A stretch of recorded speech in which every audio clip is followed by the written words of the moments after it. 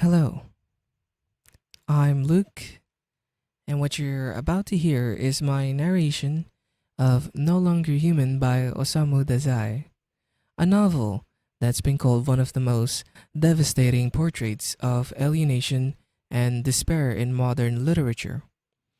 This isn't a light story, it's not comforting or uplifting in the usual sense, but it is honest, brutally honest. I'm not a professional voice actor.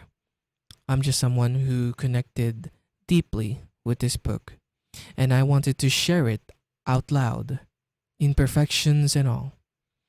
There are moments in here that might feel uncomfortably close to home. Dazai writes about shame, loneliness, the feeling of not being able to connect with others, of being, in his own words, no longer human. If you're listening to this, I hope you can approach it with an open heart and maybe even find pieces of yourself in the silence between the words. Thank you for choosing to spend this time with me and with Desai's haunting, unforgettable story. Let's begin. Prologue. I've seen three pictures of the man. The first, a childhood photograph, you might call it, shows him about the age of 10, a small boy surrounded by a great many women, his sisters and cousins, no doubt. He stands in brightly checked trousers by the edge of a garden pond. His head is tilted at an angle 30 degrees to the left, and his teeth are bared in an ugly smirk. Ugly. You may well question the word. For insensitive people, that is to say, those indifferent to matters of beauty and ugliness, would mechanically comment with a bland, fatuous expression. What an adorable little boy. It is quite true that what commonly passes for adorable is sufficiently present in this child's face to give a modicum of meaning to the compliment.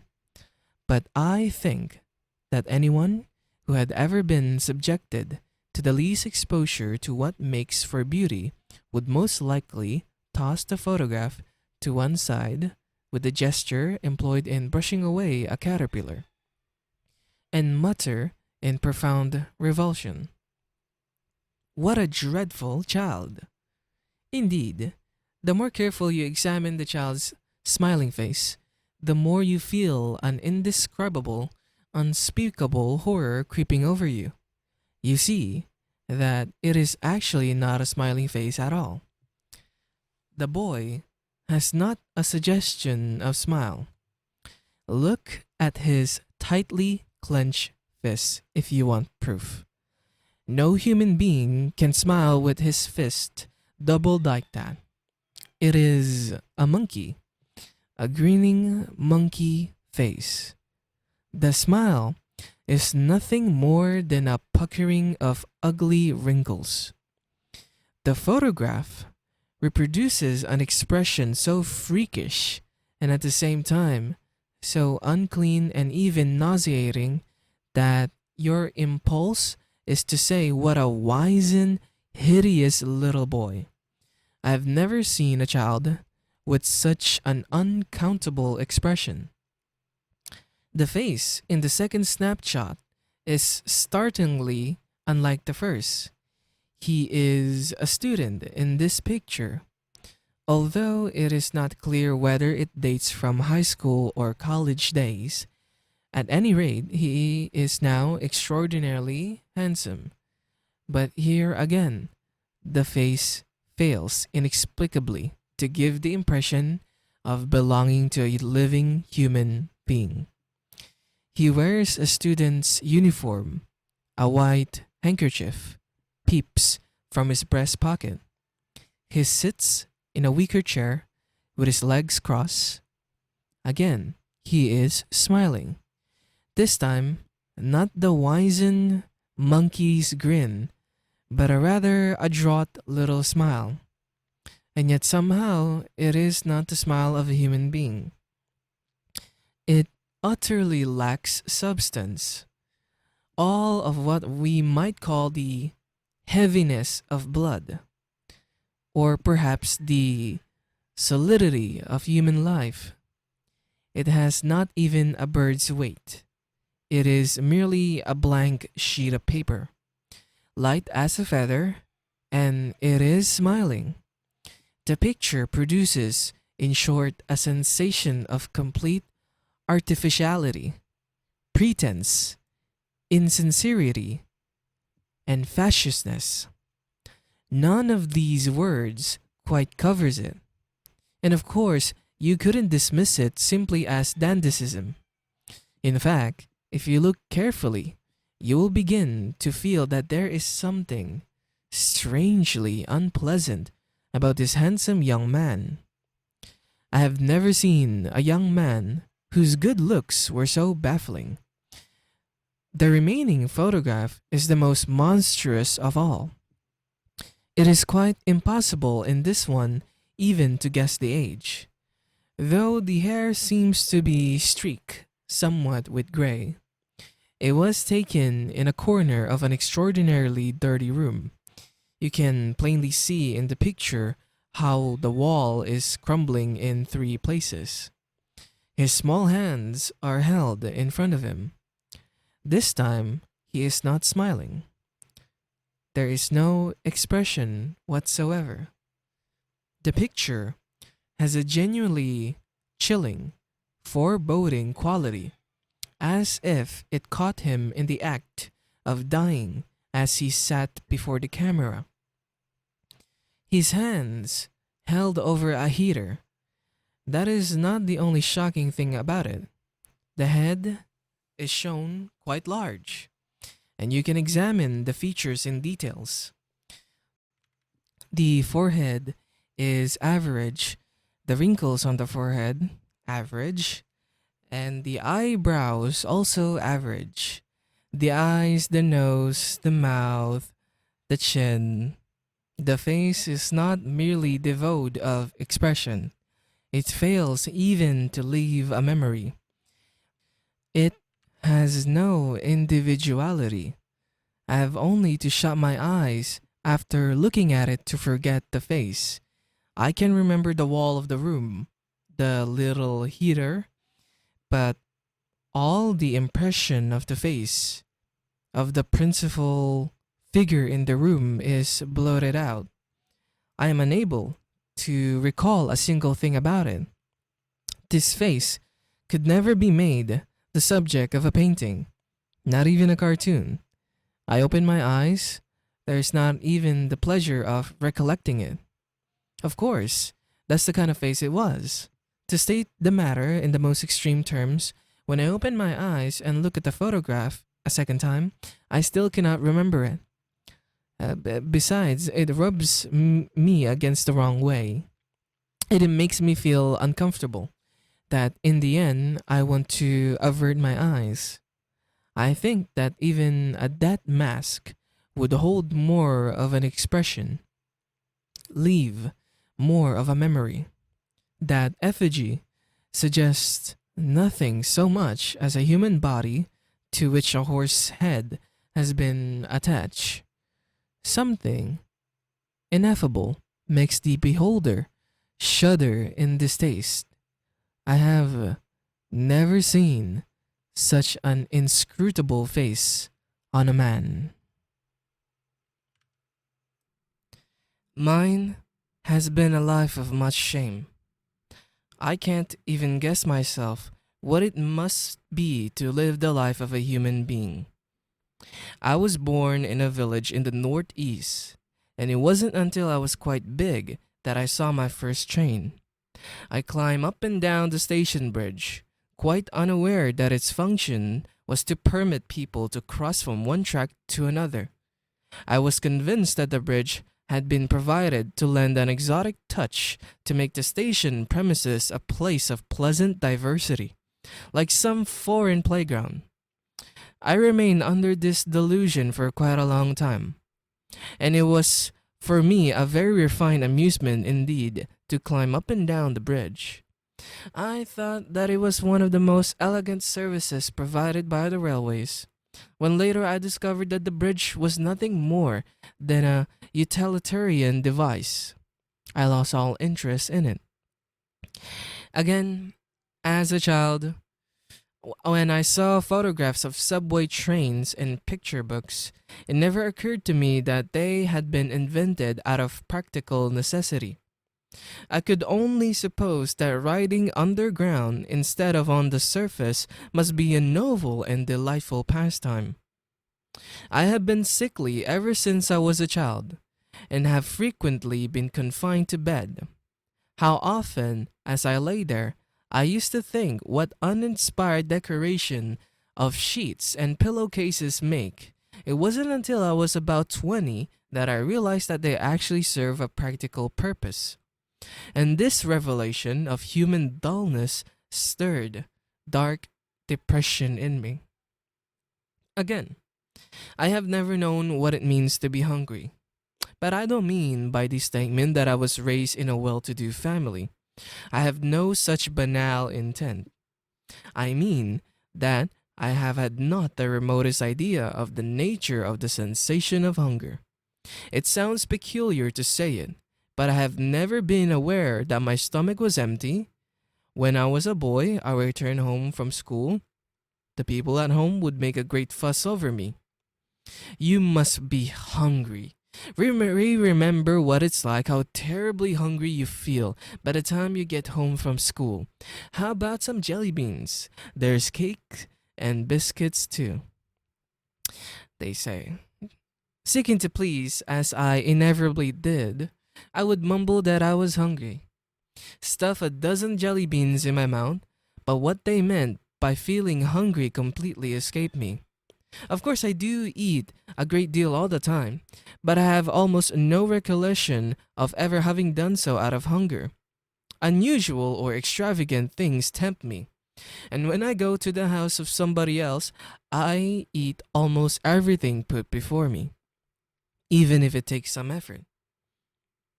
As a child, the most painful part of the day was unquestionably mealtime, especially in my own home. At my house in the country, the whole family, we were about 10 in number, ate together. Line up in two facing rows at table. Being the youngest child, I naturally sat at the end. The dining room was dark, and the sight of 10 or more members of the household eating their lunch, or whatever the meal was, in gloomy silence was enough to send chills through me. Besides, this was an old-fashioned country household where the food was more or less prescribed. And it was useless even to hope for unusual or extravagant dishes. I dreaded mealtime more each day. I would sit there at the end of the table in the dimly lit room and trembling all over as with the cold. I would lift a few morsels of food to my mouth and push them in. Why must human beings eat 3 meals every single day? I think. What extraordinarily solemn faces they all make as they eat. It must be some kind of ritual. 3 times every day at the regulated hour, the family gathers in this gloomy room. The places are all laid out in the proper order, and regardless of whether we're hungry or not, we munch our food in silence, with lowered eyes. Who knows? It may be an act of prayer to propitiate whatever spirits may be lurking around the house. At times, I went as far as to think in such terms. Eat or die, the saying goes. But to my ears, it sounded like just one more unpleasant threat. Nevertheless, this superstition, I could only think of it as such, always aroused doubt and fear in me. Nothing was so hard for me to understand, so baffling, and at the same time so filled with menacing overtones as the commonplace remark. Human beings work to earn their bread, for if they don't eat, they die. In other words, you might say that I still have no understanding of what makes human beings tick. My apprehension on discovering that my concept of happiness seemed to be completely at variance with that of everyone else was so great as to make me toss sleeplessly and groan night after night in my bed. It drove me indeed to the brink of lunacy. I wonder if I actually been happy. People have told me, really, more times than I can remember, ever since I was a small boy, how lucky I was. But I have always felt as if I were suffering in hell. It has seemed to me, in fact, that those who called me lucky were incomparably more fortunate than I am. I've sometimes thought that I have been burdened with a pack of 10 misfortunes, any one of which, if borne by my neighbor, would be enough to make a murderer out of him. I simply don't understand. I have not the remotest clue what the nature or extent of my neighbor's woes can be. Practical troubles, griefs that can be assuaged if only there is enough to eat. These may be the most intense of all burning hells, horrible enough to blast to smithereens my 10 misfortunes. But that is precisely what I don't understand. If my neighbors manage to survive without killing themselves, without going mad, maintaining an interest in political parties, not yielding to despair, resolutely pursuing the fight for existence, can their griefs really be genuine? Am I wrong in thinking that these people have become such complete egoists and are so convinced of the normality of their way of life that they have never once doubted themselves? If that is the case, their sufferings should be easy to bear. They are the common lot of human beings, and perhaps the best one can hope for. I I don't know. If you slept soundly at night, the morning is exhilarating, I suppose. But what kind of dreams do they have? What do they think about when they walk along the street? Money? Hardly. It couldn't only be that. I seem to have heard the theory advanced that human beings live in order to eat, but I have never heard anyone say that they live in order to make money. No. And yet, in some instances, no, I don't even know that. The more I think of it, the less I understand. All I feel are the assaults of apprehension and terror at the thought that I am the only one who is entirely unlike the rest. It is almost impossible for me to converse with other people. What should I talk about? How should I say it? I have no idea. This was how I happened to invent my clowning. It was the last quest for love I was to direct at human beings. Although I had a mortal dread of human beings, I seemed quite unable to renounce their society. I managed to maintain on the surface a smile which never deserted my lips. This was the accommodation I offered to others. A most precarious achievement performed by me, only at the cost of excruciating efforts within. As a child, I had absolutely no notion of what others, even members of my own family, might be suffering or what they were thinking. I was aware only of my own unspeakable fears and embarrassments. Before anyone else realized it, I had become an accomplished clown, a child who never spoke a single truthful word. I have noticed that in the photographs of me taken about that time together with my family, the others all have serious faces. Only mine invariably contorted into a peculiar smile even. This one more variety of my childish pathetic antics. Again, I never once answered back anything said to me by my family. The least word of reproof struck me with the force of thunderbolt and drove me almost out of my head. answer back. Far from it. I felt convinced that their reprimands were without doubt voices of human truth speaking to me from eternities past. I was obsessed with the idea that since I lacked the strength to act in accordance with this truth, I might already have been disqualified from living among human beings. This belief made me incapable of arguments or self-justification. Whenever anyone criticized me, I felt certain that I had been living under the most dreadful misapprehension. I always accepted the attack in silence, though inwardly so terrified as almost to be out of my mind. It is true, I suppose, that nobody finds it exactly pleasant to be criticized or shouted at. But I seen the face of the human being raging at me, a wild animal in its true colors, one more horrible than any lion, crocodile, or dragon.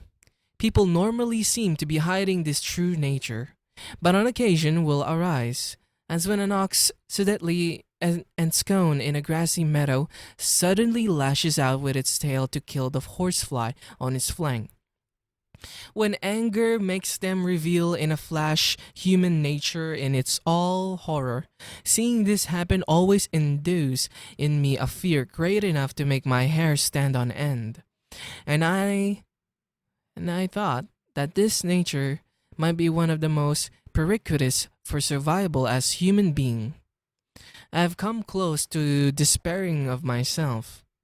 I have always shook with fright before human beings, unable as I was to feel the least particle of confidence in my ability to speak and act like a human being. I kept my solitary agonies locked inside of my chest. I kept my melancholy and my agitations hidden, careful lest any trace should be left exposed. I feigned an innocent optimism. I gradually perfected myself in the role of the farcical eccentric.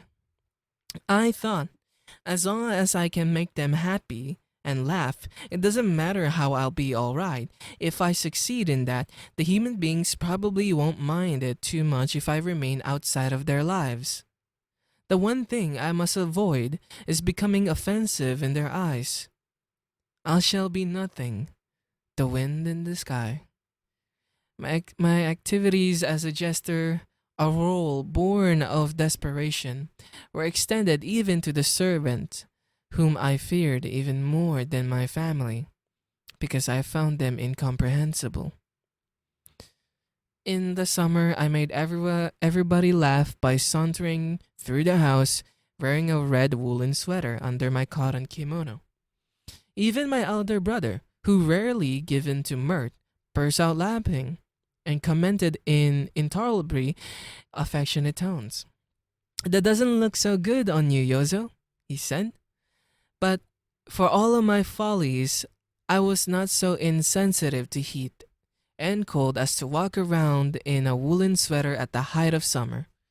I had pulled my little sister's leggings over my arms, letting just enough to stick out at the opening of the sleeves to give the impression that I was wearing a sweater.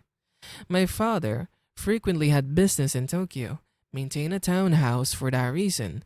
He spent 2 or 3 weeks of the month at a time in the city, always returning laden with a really staggering quantity of presents, not only for members of our immediate family, but even for our relatives. It was a kind of hobby on his part.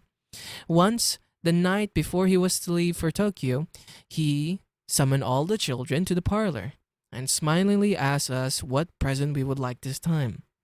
Carefully noting each child's reply in a little notebook, it was most unusual for father to behave so affectionately with the children.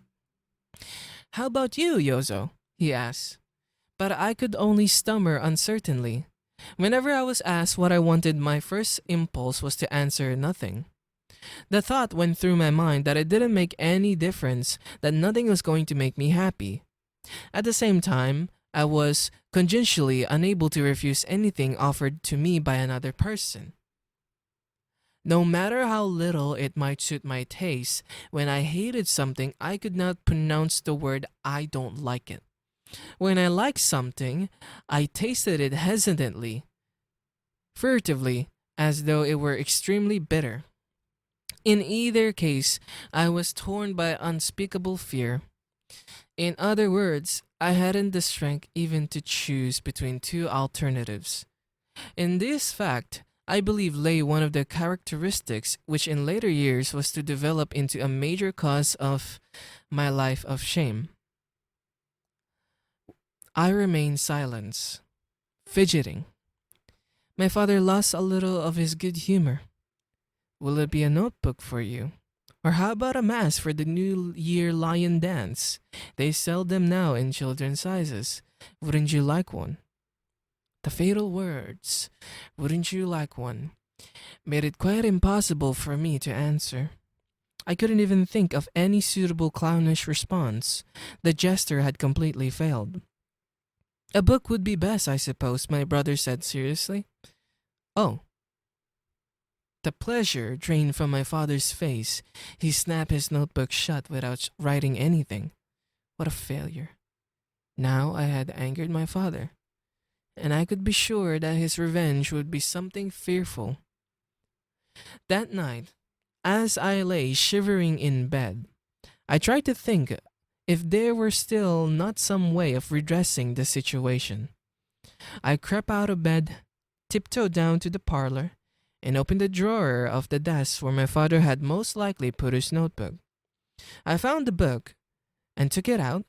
I riffled through the pages until I came to the place where he had jotted down our requests for presents.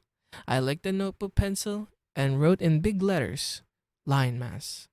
This accomplished, I returned to my bed. I had not the faintest wish for a lion mask. In fact, I would actually have preferred a book.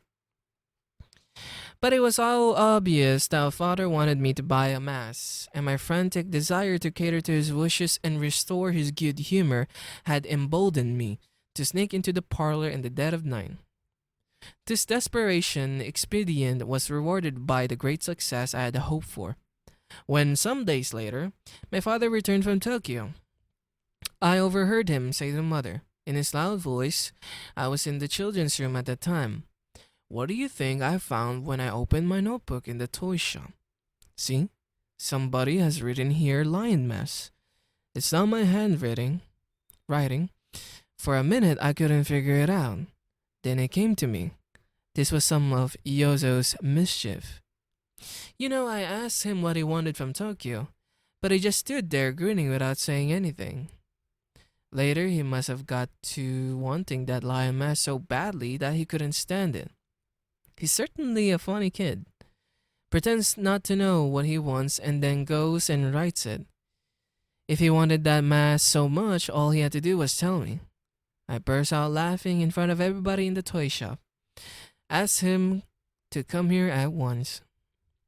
On another occasion, I assembled all our men and women servants in the foreign style room. I got one of the man servants to bang at random on the keys of the piano. Our house was well equipped with most amenities, even though we were in the country. I made everyone roar with laughter by cavorting in a wild Indian dance to his hit and miss tune. My brother took a flashbulb photograph of me performing my dance. When the picture was developed, you could see my private parts through the opening between the two handkerchiefs which served for a loincloth. In this too occasioned much merriment. It was perhaps to be accounted a triumph which surpassed my own expectations. I used to subscribe regularly to a dozen or more children's magazines, and for my private reading, ordered books of all sorts from Tokyo. I became an adept in the exploits of Dr. Nonsense and Dr. Know-It-All, and was intimately acquainted with all manner of spooky stories, tales of adventures, collections of jokes, songs, and the likes. I was never short of material for the absurd stories I solemnly related to make the members of my family laugh. But what of my schooling? I was well on the way of winning respect, but the idea of being respected used to intimidate me excessively. My definition of a respected man was one who had succeeded almost completely in hoodwinking people, but who was finally seen through by some omniscient, omnipotent person who ruined him and made him suffer a shame worse than that. Even supposing I could deceive most human beings into respecting me, one of them would know the truth, and sooner or later, other human beings would learn from him. What would be the wrath and vengeance of those who realized how they had been tricked? That was a hair raising thought. I acquired my reputation at school less because I was the son of a rich family than because, in the vulgar parlance, I had quote unquote brains. Being a sickly child, I often missed school for a month or two or even a whole school year at a stretch. Nevertheless, when I returned to school, still convalescent and in a rickshaw, and took the examinations at the end of the year, I was always first in my class, thanks to my quote unquote brains. But I never studied, even when I was well. During recitation time at school, I would draw cartoons, and in the recess periods, I made the other children in the class laugh with the explanation to my drawings. In the composition class, I wrote nothing but funny stories. My teacher admonished me, but that didn't make me stop, for I knew that he secretly enjoyed my stories. One day, I submitted a story written in a particularly doleful style, recounting how when I was taken by my mother on the train to Tokyo, I had made water in a spittoon in the corridor. But at the time, I had not been ignorant that it was a spittoon. I deliberately made my blunder, pretending a childish innocence. I was so sure that the teacher would laugh that I stealthily followed him to the staff room. As soon as he left the classroom, the teacher pulled out my composition from the stack written by my classmates. He began to read as he walked down the hall and was soon snickering. He went into the staff room, and a minute or so later, was it when he finished it, he burst into loud guffaws, his face scarlet with laughter. I watched him press my paper on the other teachers. I felt very pleased with myself. A mischievous little imp. I had succeeded in appearing mischievous.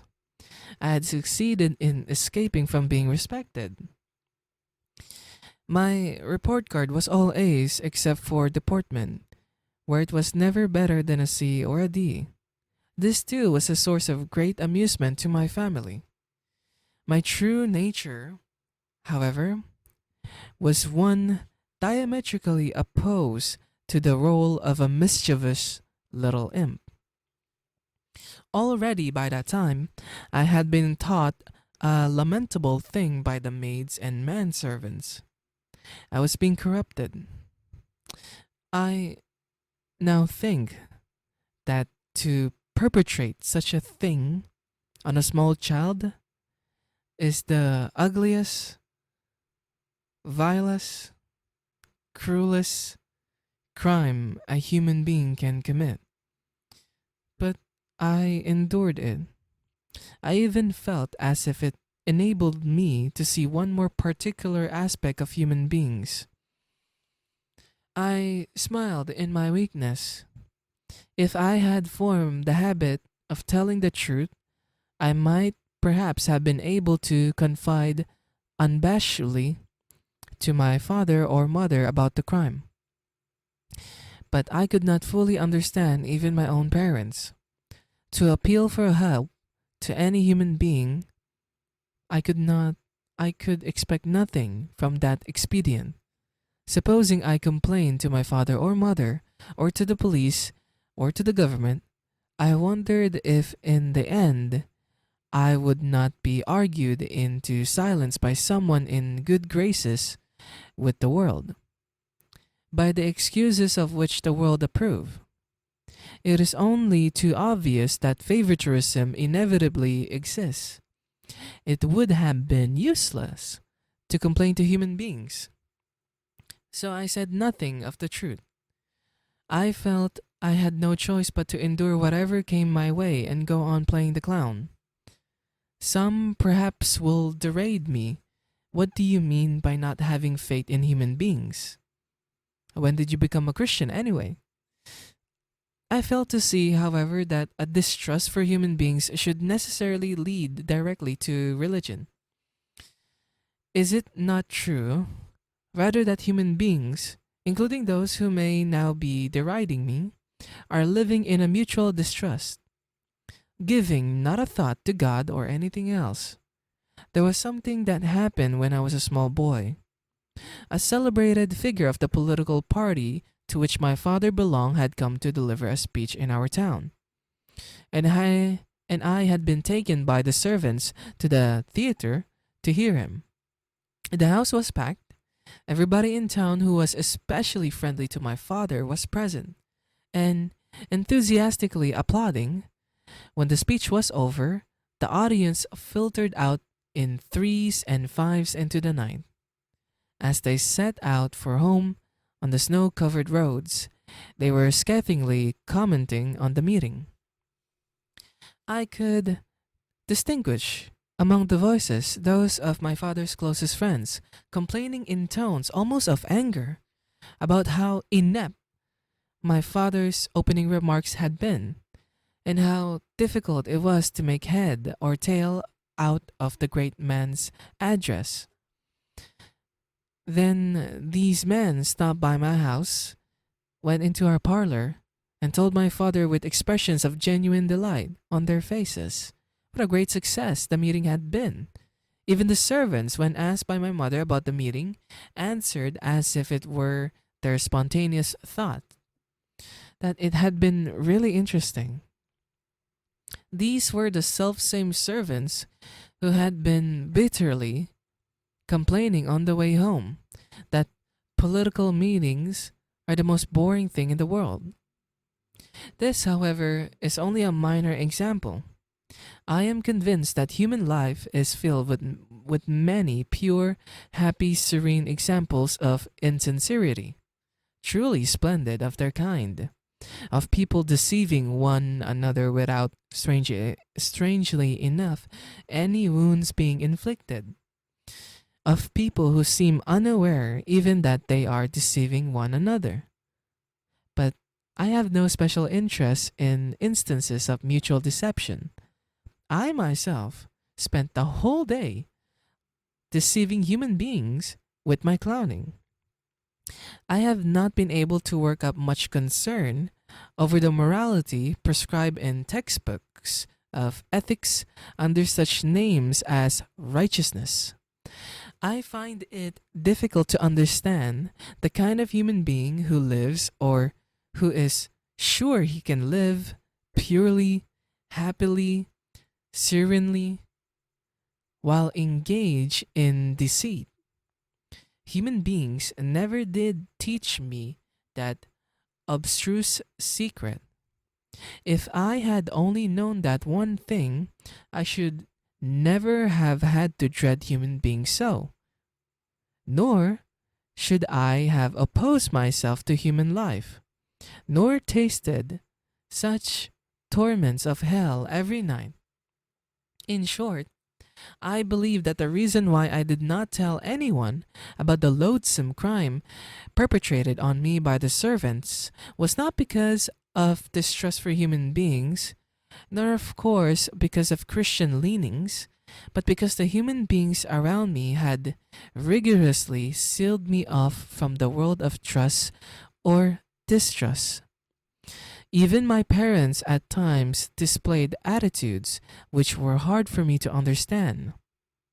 I also have the impression that many women have been able, instinctively, to sniff out this loneliness of mine, which I confided to no one. And this, in later years, was to become one of the causes of my being taken advantage of in so many ways. Woman found in me a man who could keep a love secret. The second notebook. On the shore, at a point so close to the ocean one might imagine it was there that the waves broke, stood a row of over 20 fairly tall cherry trees with coal black trunks.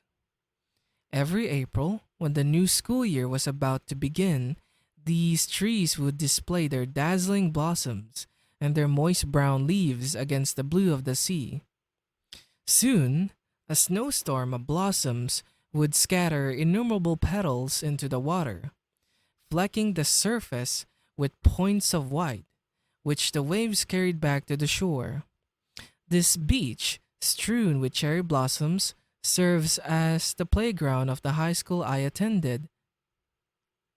Stylized cherry blossoms flowered even on the badge of the regulation school cap and on the buttons of our uniform. A distant relative of mine had a house nearby, which was one reason my father had especially selected for me this school of cherry blossoms by the sea. I was left in the care of the family, whose house was so close to the school that even after the morning bell had rung, I could still make it to my class in time. If I ran, that was the kind of lazy student I was, but nevertheless managed, thanks to my accustomed antics, to win popularity with my schoolmates. This was my first experience living in a strange town. I found it far more agreeable than my native place. One might attribute this, perhaps, to the fact that my clowning had by this time become so much a part of me that it was no longer such a strain to trick others. I wonder, though, if it was not due instead to the incontestable difference in the problem involved in performing before one's own family and strangers, or in one's own town and elsewhere. This problem exists no matter how great a genius one may be. An actor surely dreads most the audience in his hometown. I imagine the greatest actor in the world would be quite paralyzed in a room where all his family and relatives were gathered to watch him. But I had learned to play my part. I had, moreover, been quite a success. It was inconceivable that so talented an actor would fail away from home. The fear of human beings continued to writhe in my breast. I am not sure whether more or less intensely than before, but my acting talents had unquestionably matured. I could always convulse the classroom with laughter, and even as the teacher protested what a good class it would be if only I were not in it, he would be laughing behind his hand. At a word from me, even the military drill instructor, whose more usual idiom was barbarous, thunderous roar, would burst into helpless laughter. Just when I had begun to relax my guard a bit, fairly confident that I had succeeded by now in concealing completely my true identity, I was stabbed in the back, quite unexpectedly. The assailant, like most people who stab in the back, bordered on being a simpleton. The puniest boy in the class, whose scrofulous face and floppy jacket, with sleeves too long for him, was complemented by a total lack of proficiency in his studies and by such clumsiness in military drill and physical training that he was perpetually designated as an onlooker. Not surprisingly, I failed to recognize the need to be on my guard against him. That day, Takechi, that was the boy's name, as I recall, was as usual onlooking during the physical training period, while the rest of us drilled on the horizontal bar. Deliberately assuming as solemn as face as I could muster, I lunged overhead at the bar, shouting with the effort. I missed the bar and sailed on as if I were making a broad jump. With a thud on the sand on the seat of my pants, this failure was entirely premeditated, but everybody burst out laughing exactly as I had planned. I got to my feet with a rueful smile and was brushing the sand on my pants when Takechi, who had crept up from somewhere behind, poked me in the back. He murmured, "You did it on purpose." I trembled all over. I might have guessed that someone would detect that I had deliberately missed the bar, but that Takechi should have been the one came as a bolt from the blue. I felt as if I had seen the world before me burst in an instant into the raging flames of hell. It was all I could do to suppress a wild shriek of terror. The ensuing days were imprinted with my anxiety and dread. I continued on the surface making everybody laugh with my miserable clowning, but now and then painful sighs escaped my lips. Whatever I did, Takechi would see through it, and I was sure he would soon start spreading the word to everyone he saw. At this thought, my forehead broke out in a sweat. I stared around me vacantly, with wild eyes of a madman. If it were possible, I felt I would like to keep a 24 hours a day's surveillance over Takechi, never stirring from him morning, noon, or night, to make sure that he did not divulge the secret. I brooded over what I should do. I would devote the hours spent with him to persuading him that my antics were not on purpose. But the genuine article, if things went well, I would like to become his inseparable friend. But this proved utterly impossible. I had no choice but to pray for his death. Typically enough, the one thing that never occurred to me was to kill him. During the course of my life, I have wished innumerable times that I might meet a violent death, but I have never once desired to kill anybody. I thought that in killing a dreaded adversary, I might actually be bringing him happiness. In order to win Takechi, I clothed my face in the gentle beguiling smile of the false Christian. I strolled everywhere with him, my arm lightly around his scrawny shoulders, my head always tilted affectionately towards him. I frequently would invite him in honeyed, cajoling tones to come and play in the house where I was lodging, but instead of an answer, he would always give me only blank stares in return. One day, after school was let out, it must have been in the early summer, there was a sudden downpour. The other students were making a great fuss about getting back to their lodgings, but since I lived just around the corner, I decided to make a dash for it. Just as I was about to rush outside, I noticed Takechi hovering dejectedly in the entranceway. I said, "Let's go, I'll lend you my umbrella." I grabbed Takechi's hand as he hesitated and ran out with him into the rain. When we arrived home, I asked my aunt to dry our jackets. I had succeeded in luring Takechi into my room. The household consisted of my aunt, a woman in her 50s, and two cousins, the older of whom was a tall, frail, bespectacled girl of about 20? No, 30. She had been married at one time, but was later separated.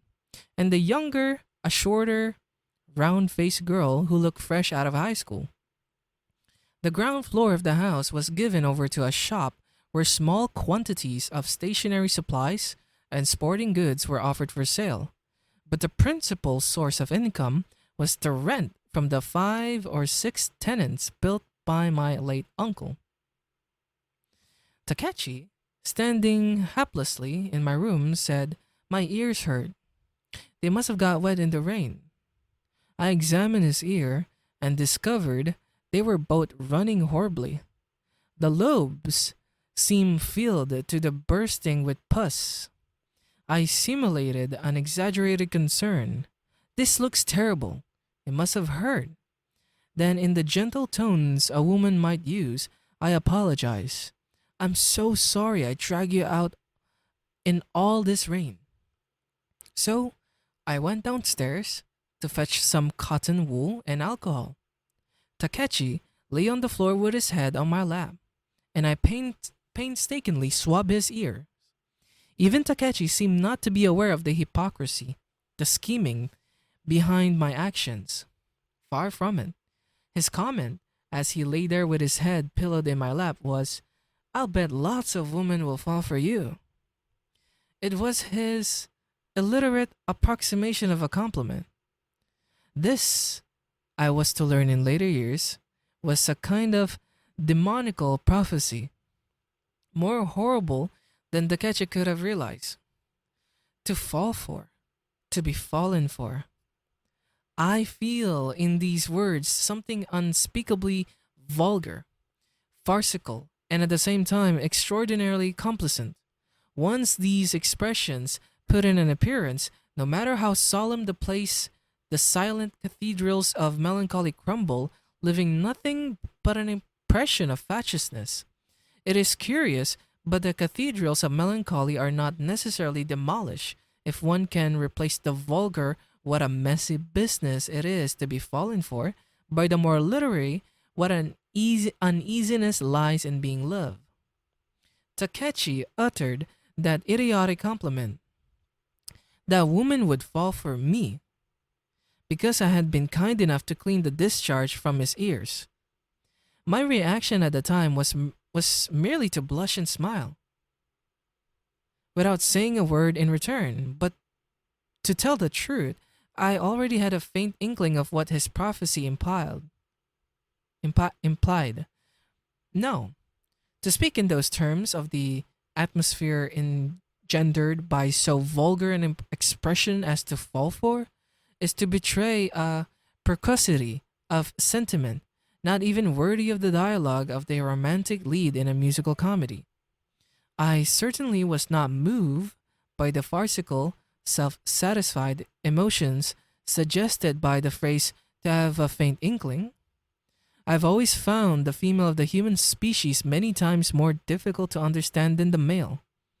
In my immediate family, more women outnumbered the men, and many of my cousins were girls. There was also the maid servant of the crime. Not sure if you can still remember that. I think it would be no exaggeration to say that my only playmates while I was growing up were girls. Nevertheless, it was with very much the sensation of treading on thin ice that I associated with these girls. I could almost never guess their motives. I was in the dark at times. I made indiscreet mistakes which brought me painful wounds. And these wounds, unlike the scars from the lashing a man might give, cut inwards very deep, like an internal hemorrhage, bringing intense discomfort. Once inflicted, it was extremely hard to recover from such wounds. Women led me on only to throw me aside. They mocked and tortured me when others were around, only to embrace me with passion as soon as everyone had left. Women sleep so soundly they seem to be dead. Who knows? Women may live in order to sleep. These and various other generalizations were products of an observation of women since boyhood days. But my conclusion was that though women appear to belong to the same species as men, they are actually quite different creatures. And these incomprehensible, insidious beings have, fantastic as it seems, always look after me. In my case, such an expression as "to be fallen for," or even "to be loved," is not in the least appropriate. Perhaps it describes the situation more accurately to say that I was looked after. Women were also less demanding than men when it came to my clowning. When I played the jester, men did not go on laughing indefinitely. I knew that if I get carried away by my success in entertaining a man and overdid the role, my comedy would fall flat. And I was always careful to quit at a suitable place. Women, on the other hand, have no sense of moderation. No matter how long I went on with my antics, they would ask for more, and I would become exhausted responding to their insatiable demands for encores. They really laugh an amazing amount of the time. I suppose one can say that women stuff themselves with far more pleasures than men. The two cousins, in whose house I was living while attending school, used to visit my room whenever they had the time. Their knock on my door, no matter how often it came, never failed to startle me so that I almost jump in fright. And they would always ask me, "Are you studying?" And I would always reply, "No," with a smile. Shutting my book, I would launch into some silly story, as always, miles removed from what I was thinking. Today at school, the geography teacher, the one we call the walrus, and so on and so forth. One day, however, and one evening, my cousins came to my room, and after they had compelled me to clown at an unmerciful lengths, one of them proposed, "Yozo, let's see how you look with glasses on." I asked them why, and they said, "Don't make such a fuss. Put them on. Here, take these glasses." They inevitably spoke in the same harsh, peremptory tones. The clown meekly put on the girl's glasses. My cousins were convulsed with laughter. They said, "You look exactly like him, exactly like Harold Lloyd." The American movie comedian was very popular at the time in Japan. I stood up and I said, "Ladies and gentlemen," said, raising one arm in greeting, "I should like on this occasion to thank all my Japanese fans." I went through the motion of making a speech. They laughed all the harder, and from then on, whenever a Harold Lloyd movie came to town, I went to see it and secretly studied his expressions. One autumn evening, as I was laying in bed reading a book, the older of my cousins, I always called her a sister, suddenly darted into my room, quick as a bird, and collapsed over my bed. She whispered through her tears, "Yozo, you'll help me. I know. I know you will. Let's run away from this terrible house together. Oh, help me. Please." And she continued in this hysterical vein for a while, only to burst into tears. Again, this was not the first time that a woman had put on such a scene before me, and sister's excessively emotional words did not surprise me much. I felt instead a certain boredom at their banality and emptiness. I slipped out of bed, went to my desk, and picked up a persimmon. I peeled it and offered sister a section, and she ate it, still sobbing, and said, "Have you have any interesting books? Lend me something." And so I chose Soseki, "I Am a Cat," from my bookshelf and handed it to her. "Thanks for the persimmon," sister said as she left the room, an embarrassed smile on her face. Sister was not the only one. I have often felt that I would find it more complicated, troublesome, and unpleasant to ascertain the feelings by which a woman lives than to plumb the innermost thoughts of an earthworm. Long personal experience had taught me that when a woman suddenly bursts into hysterics, the way to restore her spirits is to give her something sweet. Her younger sister, Sechan, would even bring friends to my room, and in my usual fashion, I amused them all with my perfect impartiality. As soon as a friend had left, Sechin would tell me disagreeable things about her, inevitably concluding she's a bad girl, you must be careful of her. If that's the case, I wanted to say, you didn't need to have gone to the trouble of bringing her here. Thanks to Sechin, almost all the visitors in my room were girls. This, however, by no means implies that Takechi's compliment, women will fall for you, had as yet been realized.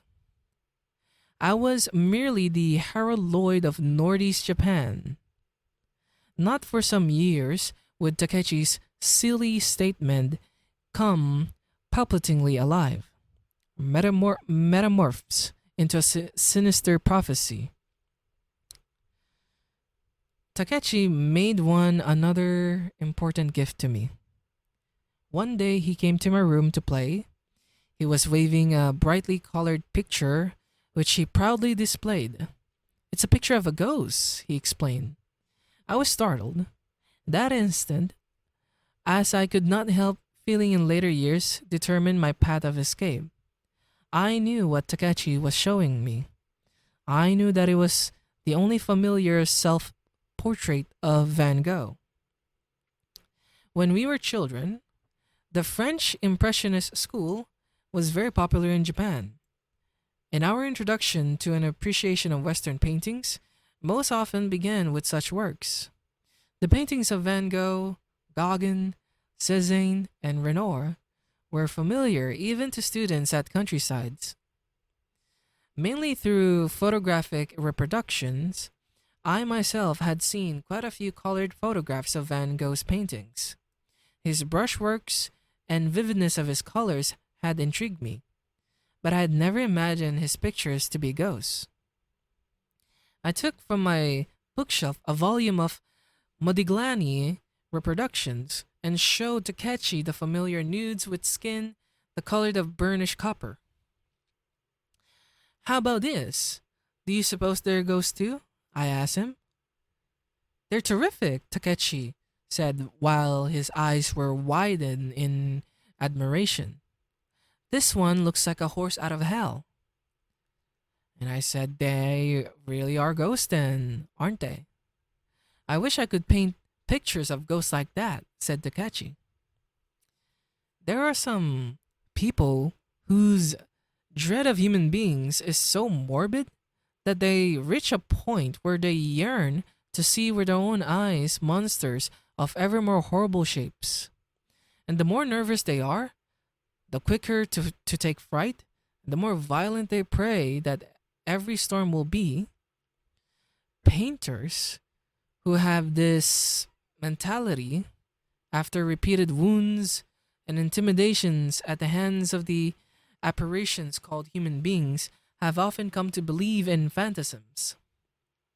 They plainly saw monsters in broad daylight, in the midst of nature, and they did not phobe people off with clowning.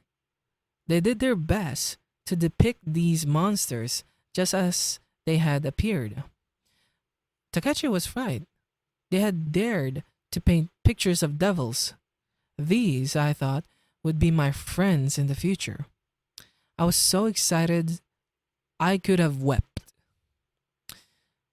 I'm going to paint too. And I'm going to paint pictures of ghosts and devils and horses of hell, as I said, while my voice, as I spoke these words to Takechi, was lowered to a barely audible whisper. Why? I don't know. But ever since elementary school days, I enjoyed drawing and looking at pictures. But my pictures failed to win the reputation among my fellow students that my comic stories did. And my stories represented to me nothing more than the clown's gesture of greeting to his audience. They enraptured all of my teachers, but for me they were devoid of the slightest interest. Only to my paintings, to the depiction of the objects, my cartoons were something else again, did I devote any real efforts of my original, though childish style. The copybooks for drawings we used at school were dreary. The teacher's pictures were incredibly inept, and I was obliged to experiment for myself entirely without discretion. Using every method of expression which came to me, I own a set of oil paints and brushes from the time I entered high school. I sought to model my techniques on those of the Impressionist school, but my pictures remained flat as paper cutouts, and seemed to offer no promise of ever developing into anything. But Takechi's words made me aware that my mental attitude towards painting had been completely mistaken.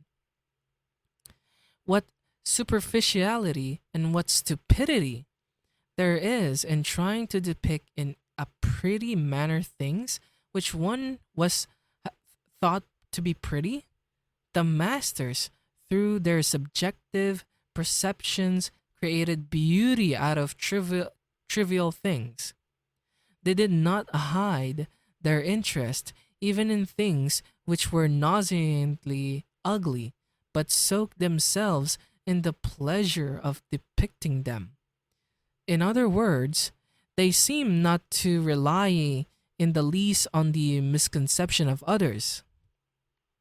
Now that I had been initiated by Takechi into these root secrets of the art of painting, I began to do a few self portraits, taking care that they had not been seen by my female visitors. The picture I drew were so heartrending as to stupefy even myself.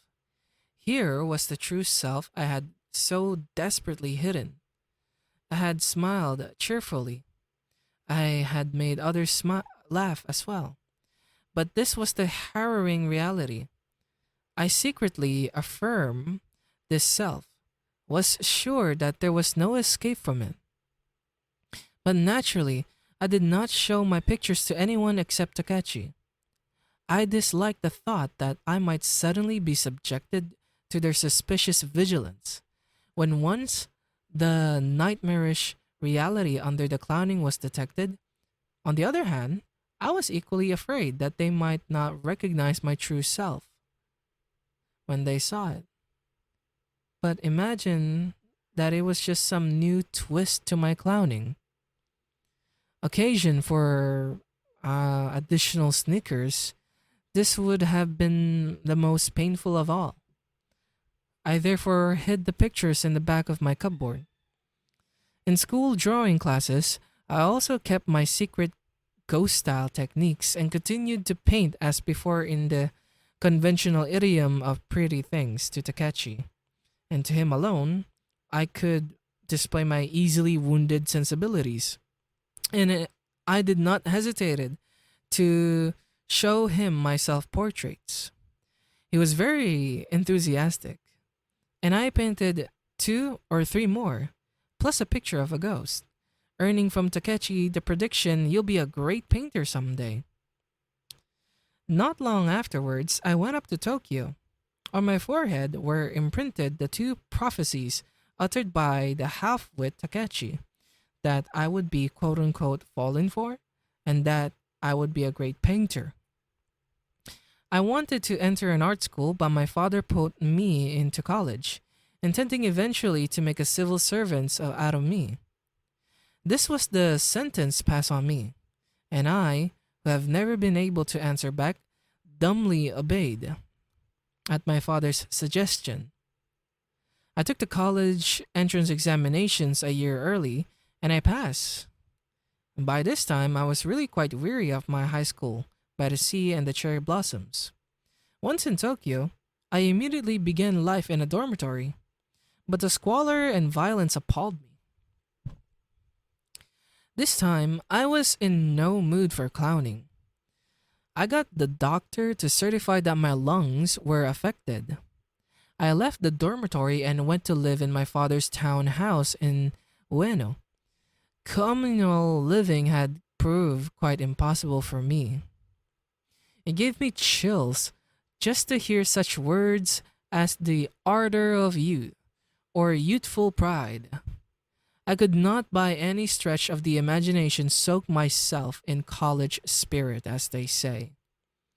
The classroom and the dormitory seemed like the dumping grounds of distorted sexual desires, and even my virtually perfected antics were of no use there. When the diet was not in session, my father spent only a week or two of the month at the house.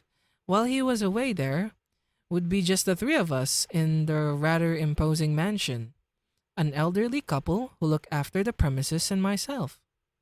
I frequently cut classes, but not because I felt like sightseeing in Tokyo. It looks as if I shall end my days without ever having seen the Meiji Shrine, the statue of Kosonoki Masashige, or the tombs of the 47 Ronin. Instead, I would spend whole days in the house reading and painting. When my father was in town, I set out for school promptly every morning, although sometimes I actually went to an art class given by a painter in Hongo and practice sketching for 3 or 4 more hours at a time with him. Having been able to escape from the college dormitory, I felt rather cynically this may have been my own bias that I was now in a rather special position. Even if I attended lectures, it was more like an auditor than a regular student. Attending classes became all the more tedious. I had gone through elementary and high school and was now in college without ever having been able to understand what was meant by school spirit. I never even tried to learn the school songs. Before long, a student at the art class was to initiate me into the mysterious of drink, cigarettes, prostitutes, pawn shop, and left wing thought. A strange combination, but it actually happened that way. This student's name was Masao Horikui. He had been born in downtown Tokyo, was 6 years older than myself, and was a graduate of a private art school. Having no atelier at home, he used to attend the art class I frequented, where he supposedly continued his study of oil painting. One day, when we still barely knew each other by sight, we hadn't as yet exchanged a word, he suddenly said to me, "Can you lend me 5 yen?" I was so taken aback that I ended up giving him the money. "That's fine," he said. "Now for some liquor, you're my guest." I couldn't very well refuse, and I was dragged off to a cafe near the school. This marked the beginning of our friendship. "I've been noticing you for quite a while there. That bashful smile. That's the special mark of the promising artist. Now, as a pledge of our friendship, bottoms up." He called one of the waitresses to our table. "Isn't he a handsome boy? You mustn't fall for him now. I'm sorry to say it, but ever since he appeared in our art class, I've only been the second handsomest." Horiki was swarthy. His features were regular and most unusual for an art student. He always wore a neat suit and a conservative necktie. His hair was pomaded and parted in the middle. The surroundings were unfamiliar to me. I kept folding and unfolding my arms nervously, and my smiles now were really bashful. In the course of drinking 2 or 3 glasses of beer, however, I began to feel a strange lightness of liberation. I've been thinking I'd like to enter a real art school. "Don't be silly. They're useless. Schools are all useless. The teachers who immerse themselves in nature, the teachers who show profound sympathy for nature." I felt not the least respect for his opinions, of course. I was thinking he's a fool and his paintings are rubbish, but he might be a good person for me to go out with. For the first time in my life, I had met a genuine city good for nothing, no less than myself, though in a different way, who was entirely removed from the activities of the human beings of the world. We were of one species, if only in that we were both disoriented. At the same time, there was a basic difference in us. He operated without being conscious of his farcicality, or for that matter, without giving any recognition to the misery of that farcicality. I despise him as one fit only for amusement, a man with whom I associated for that sole purpose. At times, I even felt ashamed of our friendship. But in the end, as the result of going out with him, even Horiki proved too strong for me. At first, however, I was convinced that Horiki was a nice fellow, an unusually nice fellow. And despite my habitual dread of human beings, I relaxed my guard to the extent of thinking that I had found a fine guide to Tokyo. To tell the truth, when I first came to the city, I was afraid to board a streetcar because of the conductor. I was afraid to enter the Kabuki theater for fear of the assurities standing along the sides of the red carpeted staircase at the main entrance. I was afraid to go into a restaurant because I was intimidated by the waiters furtively hovering behind me waiting for my plate to be emptied. Most of all, I dreaded paying a bill. My awkwardness when I handed over the money after buying something did not arise from any stinginess, but from excessive tension, excessive embarrassment, excessive uneasiness, and apprehension. My eyes would swim in my head, and the whole world would grow dark before me, so that I felt half out of my mind. There was no question of bargaining. Not only did I often forget to pick up my change, but I quite frequently forget to take home the things I had purchased. It was quite impossible for me to make my way around Tokyo by myself. I had no choice but to spend the whole days at a time lolling about the house. So I turned my money over to Horiki, and the two of us went out together. He was a great bargainer, and this perhaps earned him the ranking of expert in pleasure seeking. He displayed unusual proficiency in spending minimal sums of money with maximum effect. His talent extended to getting whatever he wanted in the shortest possible time without ever having recourse to taxes. He used by turns, as seemed appropriate, the streetcar, the bus, and even the steam launches in the river. He gave me practical education. Thus, if we stopped in the morning at a certain restaurant on our way home from a prostitute's and had a bath with our meal, it was a cheap way of experiencing the sensation of living luxuriously. He also explained that beef with rice, or skewered chicken, the sort of dishes you can get at a roadside stand, are cheap but nourishing. He guaranteed that nothing got you drunker quicker than brandy. At any rate, as far as the bill was concerned, he never caused me to feel the least anxiety or fear. Another thing which saved me when with Horiki was that he was completely uninterested in what his listeners might be thinking, and could pour forth a continuous stream of nonsensical chatter 24 hours a day, in whichever direction the eruption of his passions led him. It may have been that his passions consisted in ignoring the feelings of his listeners.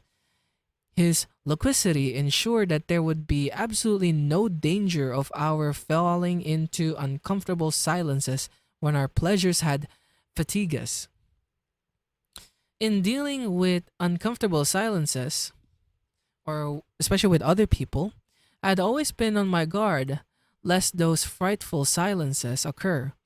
But since I was naturally low of speech, I could only starve them off by a desperate recourse to clowning. Now, however, that stupid Horiki, quite without realizing it, was playing the part of the clown. and I was under no obligation to make appropriate answers. It suffice it suffice if I merely let the stream of his word flow through my ear and once in a while commented with a smile, "Not really." As soon as I came to understand that drink, tobacco, and prostitutes were all excellent means of dissipating, even for a few moments, my dread of human beings, I came to even feel that if I had to sell every last possession to obtain these means of escape, it would be well worth it. I never could think of prostitutes as human beings or even as women. They seem more like imbeciles or lunatics. But in their arms, I felt absolutely security. I could sleep soundly. It was pathetic how utterly devoid of greed they really were.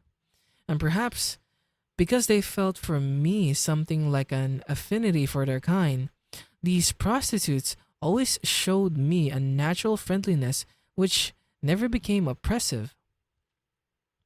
Friendliness with no ulterior motive. Friendliness stripped of high pressure salesmanship. For someone who might never come again, some nights I saw these imbeciles, lunatic prostitutes with a halo of merry. I went to them to escape from my dread of human beings, to seek a mere night of repose.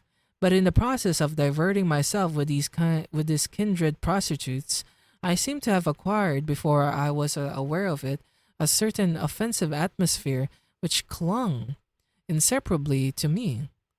This was a quite unexpected byproduct of my experience, but gradually it became more manifest until Horiki pointed out, to my amazement and consternation, I had quite objectively speaking passed through an apprenticeship in women at the hands of prostitutes, and I had of late become quite adept.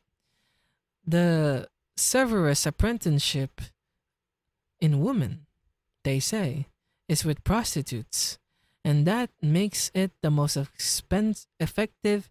The odor of the lady killer had come to permeate me, and women, not only prostitutes, instinctively detected it and flocked to me. This obscene and inglorious atmosphere was the bonus I received, and it was apparently far more noticeable than the recuperative effects of my apprenticeship. Huriki informed me of it half as a compliment, I suppose, but it struck a painful chord in me. I remember now clumsily written letters from bar girls, and the general daughter, a girl of 20, whose house was next to mine, and who every morning when I went to school was always hovering around her gate, all dressed up for no apparent reason, and the waitress at the steak restaurant, who, even when I didn't say a word, and the girl at the tobacco shop that I patronize always would put in the package of cigarettes that she handed me, and the woman in the seat next to mine at the Kabuki theater. And the time when I was drunk and fell asleep on the streetcar in the middle of the night, and that letter burning with passion that came unexpectedly from a girl relative in the country, and the girl, whoever it was, who left a doll, one she had made herself, for me when I was away. With all of them, I had been extremely negative, and the stories had gone no further, remaining undeveloped fragments. But it was an undeniable fact, and not just some foolish delusion on my part, that there lingered about me an atmosphere which could send women into sentimental reveries. It caused me a bitterness akin to shame to have this pointed out by someone like Horiki, and at the same time, I suddenly lost all interest in prostitutes. To show off his modernity, I can't think of any other reason, Horiki also took me one day to a secret communist meeting. I don't remember exactly what it was called. A reading society, I think. A secret communist meeting may have been for Horiki, just one more of the sights of Tokyo. I was introduced to the comrades and obliged to buy a pamphlet. I then heard a lecture on Marxian economics delivered by an extraordinarily ugly young man, the guest of honor. Everything he said seemed exceedingly obvious and undoubtedly true, but I felt sure that something more obscure, more frightening, lurked in the hearts of human beings. Greed did not cover it, nor did vanity, nor was it simply a combination of lust and greed. I wasn't sure what it was, but I felt that there was something inexplicable at the bottom of human society which was not reducible to economics. Terrified I was by this weird element, I assented to materialism as naturally as water finding its own level. But materialism could not free me from my dread of human beings. I could not feel the joy of hope a man experiences when he opens his eyes on young leaves. Nevertheless, I regularly attended the meetings of the Reading Society. I found it uproariously amusing to see my comrades, their faces tense as though they were discussing matters of life and death, absorbed in the study of theories so elementary they were on the order of 1 and 1 makes 2. I tried to take some of the strain out of the meetings with my usual antics. That was why, I imagine, the oppressive atmosphere of the group gradually relaxed. I came to be so popular that I was considered indispensable at the meetings. These simple people perhaps fancied that I was just as simple as they, an optimistic, laughter loving comrade. But if such was their view, I was deceiving them completely. I was not their comrade. Yet I attended every single meeting and performed for them my full repertory of farce. I did it because I liked to, because those people pleased me, and not necessarily because we were linked by any common affection derived from Marx. Irrationality. I found that the thought faintly pleasurable, or rather, I felt at ease with it. What frightened me was the logic of the world. In it lay the foretaste of something incalculable, powerful. Its mechanism was incomprehensible, and I could not possibly remain closeted in that windowless, bone chilling room. Though, outside lay the sea of irrationality. It was far more agreeable to swim in its water until presently I drowned. People talk of social outcasts. The words apparently denote the miserable losers of the world, the vicious one, but I feel as though I have been a social outcast from the moment I was born. If I ever meet someone society has designated as an outcast, I invariably feel affection for him, an emotion which carries me away in the melting tenderness. People also talk of criminal consciousness. All my life in this world of human beings, I have been tortured by such consciousness, but it has been my faithful companion, like a wife, in poverty, and together, just the two of us, we have indulged in our forlorn pleasures. This, perhaps, has been one of the attitudes in which I have gone on living. People also commonly speak of the wound of a guilty conscience. In my case, the wound appeared of itself when I was an infant, and with the passage of time, far from healing it, has grown only deeper. Until now, it has reached the bone. The agonies I have suffered night after night have made for hell composed of an infinite diversity of tortures. But though this is a very strange way to put it, the wound has gradually become dearer to me than my own flesh and blood, and I have thought its pain to be the emotion of the wound as it live, or even its murmur of affection.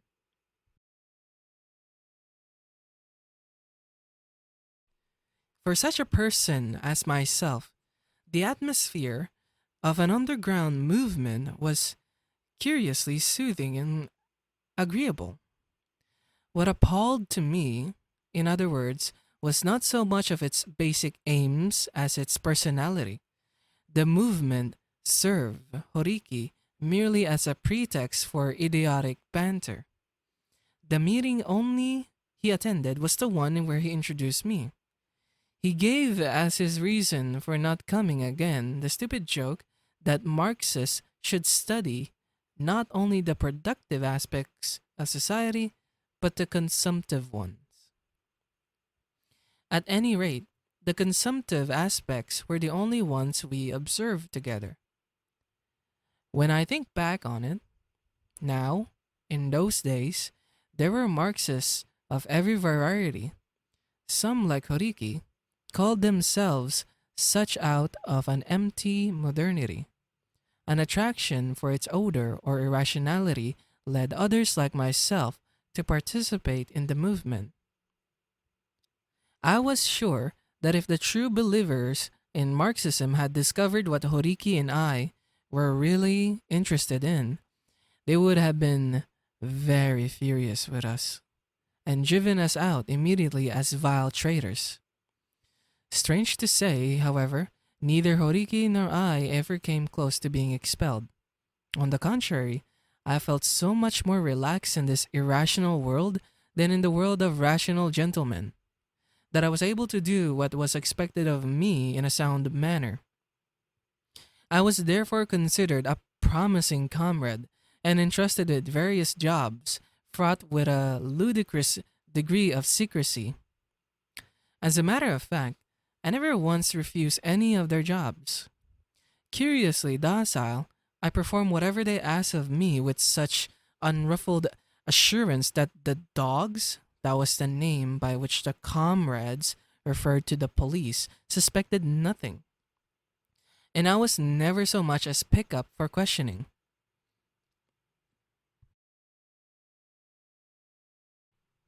Smiling, making others smile, I punctuously acquitted myself of all their dangerous missions. The people in the movement observed such excessive precautions. They were perpetually prey to life and death tensions, as to suggest some clumsy imitation of a detective novel. The missions on which I was employed were really of a stupefying inconsequentially, but the comrades kept themselves worked up into a state of frantic excitement by incessantly reminding themselves how dangerous these errands were. I felt at the time that if I should become a party member and got caught, not even the prospect of spending the rest of my life in prison would bother me.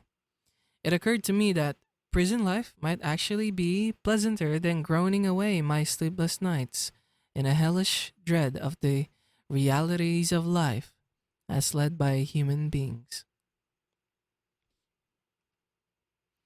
Even when my father and I were living in the same house, he was kept so busy receiving guests or going out that sometimes 3 or 4 days elapsed without us seeing each other.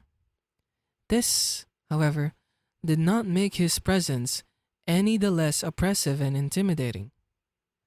I was thinking, without as yet daring to propose it, how I would like to leave the house and find lodgings elsewhere. When I learned from our old caretaker that my father apparently intended to sell the house.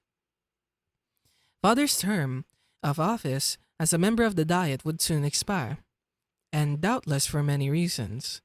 He seemed to have no intention of standing for election again. Perhaps I do not pretend to understand my father's thoughts and any better than those of a stranger, so perhaps he had decided to build a retreat somewhere at home. He never had felt much affection for Tokyo, and he must have concluded that it was pointless to maintain a house with servants just for the convenience of a mere college student like myself. At any rate, the house was sold before long, and I moved to a gloomy room in an old lodging house in Hongo, where I was immediately beset by my financial worries. My father had been giving me a fixed allowance for spending money each month, and it would disappear in 2 or 3 days' time. But there had always been cigarettes, liquor, and fruit in the house, and other things. Books, stationery, and anything in the way of clothing could be charged at shops in the neighborhood, as long as it was one of the shops my father patronized. It made no difference even if I left the place without offering so much as a word of explanation. Then suddenly, I was thrown on my own in lodgings and had to make ends meet on the allowance doled out each month from home. I was quite at my wits' end. The allowance disappeared in the customary 2 or 3 days, and I would be almost wild with fright and despair. I sent off barrages of telegrams begging for money of my father, my brothers, and my sisters by turns.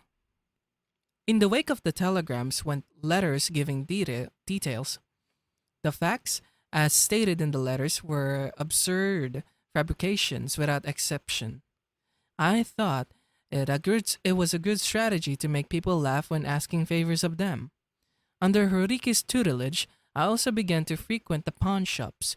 Despite everything, I was chronically short of money, and I was incapable of living all by myself in those lodgings where I didn't know a soul. It terrified me to sit by myself quietly in my room. I felt frightened, as if I might be set upon or struck by someone at any moment. I would rush outside either to help in the activities of the movement or to make the round of the bars with Horiki, drinking cheap sake, whatever we want. I almost completely neglected both my schoolwork and my painting. Then in November of my second year in college, I got involved in a love suicide with a married woman older than myself. And this changed everything. I had stopped attending classes and no longer devoted a minute of study to my courses.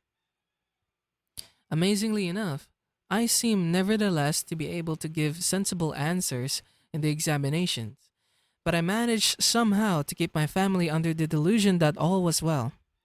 But my poor attendance finally caused the school to send my father a confidential report.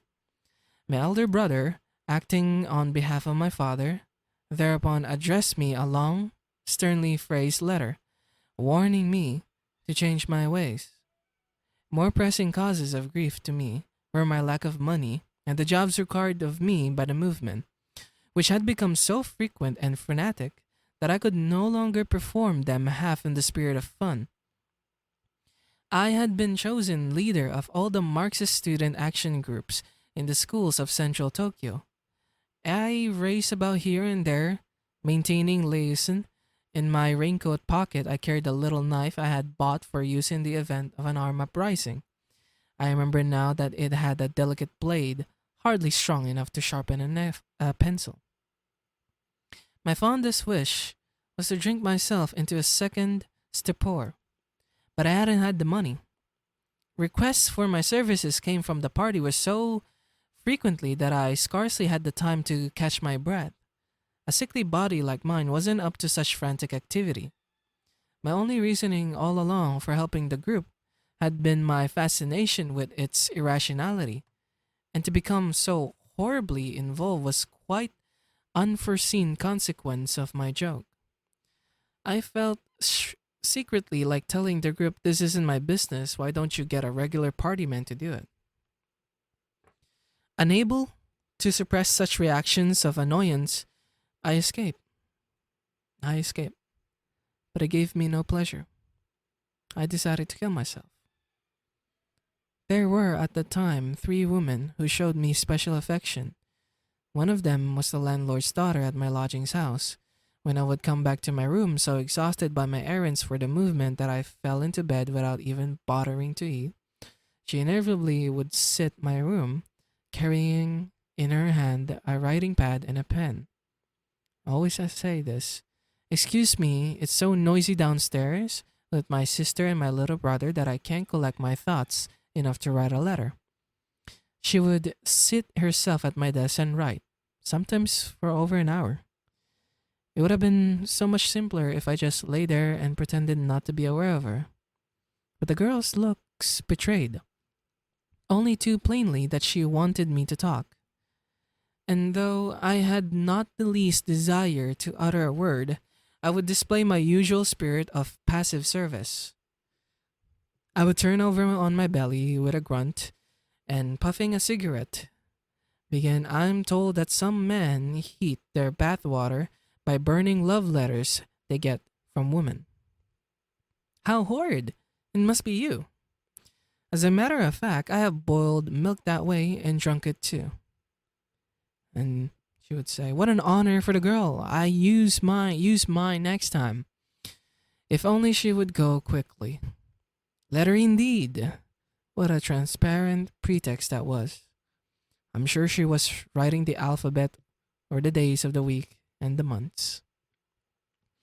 "Show me what you've written," I said, although I wanted desperately to avoid looking at it. "No, I won't," she protested.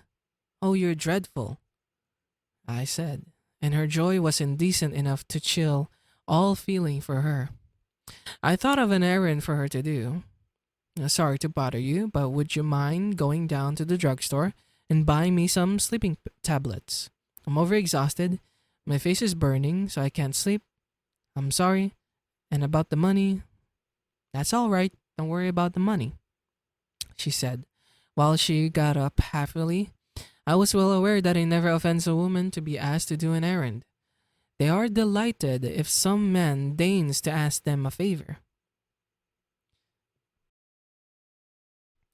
The second girl interested in me was a fellow comrade, you could say, a student in a teacher's training college. My activities in the movement obligated me, distasteful as it was, to see her every day. Even after the arrangement for the day's job had been completed, she dodgily tagged along after me. She bought me presents, seemingly at random, and offered them with words, "I wish you would think of me as your real sister." Wincing at the affection, I would answer, "I do," and force a little sad smile. I was afraid of angering her, and my only thought was to temporize somehow and put her off. As a result, I spent more and more time dancing attendance on that ugly, disagreeable girl. I let her buy me presents. They were without exception in extraordinarily bad taste, and I usually disposed of them immediately to the postman or the grocery boy. I tried to look happy when I was with her. I made her laugh at my jokes. One summer evening, she simply wouldn't leave me. In the hope of persuading her to go, I kissed her. And when we came back to a dark place along the street, she became uncontrollably, shamefully excited. She hailed a taxi and took me to the little room the movement secretly rented in an office building. There, we spent the whole night in a wild tumult. What an extraordinary sister I have, I told myself with a weird smile. The circumstances were such that I had no way of avoiding the landlord, daughter, or this comrade. Every day we bumped into one another, and I could not dodge them, as I had various other women in the past. Before I knew what was happening, my chronic lack of assurance had driven me willy-nilly into desperate attempts to ingratiate myself with the both of them. It was just as if I were bound to them by some ancient debt. It was at this time that I became the unexpected beneficiary of the kindness of a waitress in one of those big cafes on the Ginza. After just one meeting, I was so tied by the gratitude to her that worry and empty fears paralyzed me. I had learned by this time to stimulate sufficiently well the audacity required to board a streetcar by myself, or go to the kabuki theater, or even to a cafe without any guidance from Horiki. Inwardly, I was no less suspicious than before of the assurance and the violence of human beings. But on the surface, I had learned bit by bit the art of meeting people with a straight face. No, that's not true. I have never been able to meet anyone an without an accompaniment of painful smiles. The buffoonery of defeat. What I had acquired was the technique of stammering somehow, almost in a daze. The necessary small talk? Was this a product of my activities on the behalf of all the movement, or of women, or liquor? Perhaps it was chiefly being hard up for cash that perfected this skill. I felt afraid, no matter where I was. I wondered if the best way to obtain some surcease from this relentless feeling might not be to lose myself in the world of some big cafe where I would be rubbed against by crowds of drunken guests, waitresses, and porters. With this thought in my mind, I went one day alone to a cafe on the Ginza. I had only 10 yen on me. I said with a smile to the hostess who sat beside me, "All I got is 10 yen. Consider yourself warned." You didn't worry. She spoke with a trace of Kansai accent. It was strange how she calmed my agitation with those few words. No, it was not simply because I was relieved of the necessity of worrying about money. I felt rather as if being next to her in itself made it unnecessary to worry. And I drank the liquor, and she did not intimidate me. And I felt no obligation to perform my clownish antics for her. So I drank in silence, not bothering to hide the taciturnity and gloominess which were my true nature. She put various appetizers on the table in front of me. "Do you like them?" she asked. I shook my head. "Only liquor? I'll have a drink too," she said. It was a cold autumn night. I was waiting at a sushi stall back at the Ginza for Tsuneko. That, as I recall, was her name. But the memory is too blurred for me to be sure. I am the sort of person who can forget even the name of the woman with whom he attempted suicide. To get off from work, the sushi I was eating had nothing to recommend it. Why?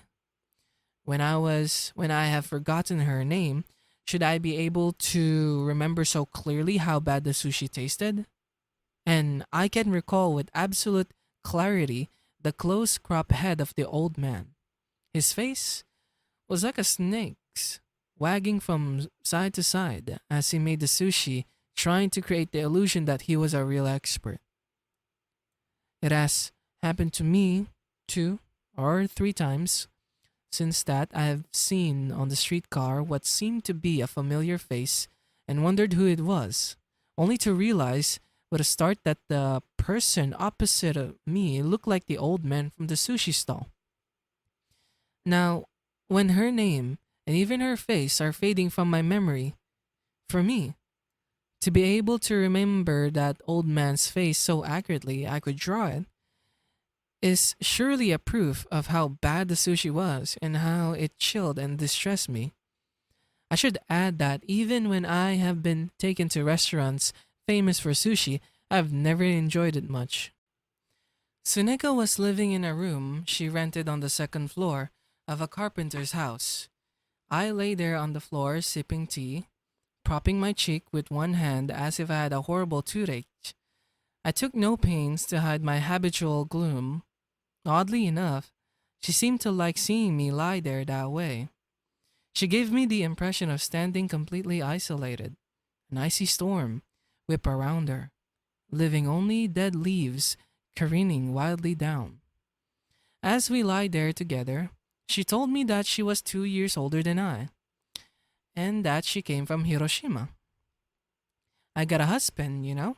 He used to be a barber in Hiroshima, but we ran away to Tokyo together at the end of the last year. My husband couldn't find a decent job in Tokyo. The next thing I knew, he was picked up for swindling someone, and now he's in jail. I've been going to the prison every day, but beginning tomorrow, I'm not going anymore. She rambled on, but I've never been able to get interested when a woman talk about themselves. Maybe because women are so inept at telling a story. That is, because they place the emphasis in the wrong places. Or for some other reasons, in any case, I have always turned them a deaf ear. I feel so unhappy. I am sure that this one phrase whispered to me would arouse my sympathy more than the longest, most painstaking account of a woman's life. It amazes and astonishes me that I have never once heard a woman make this simple statement.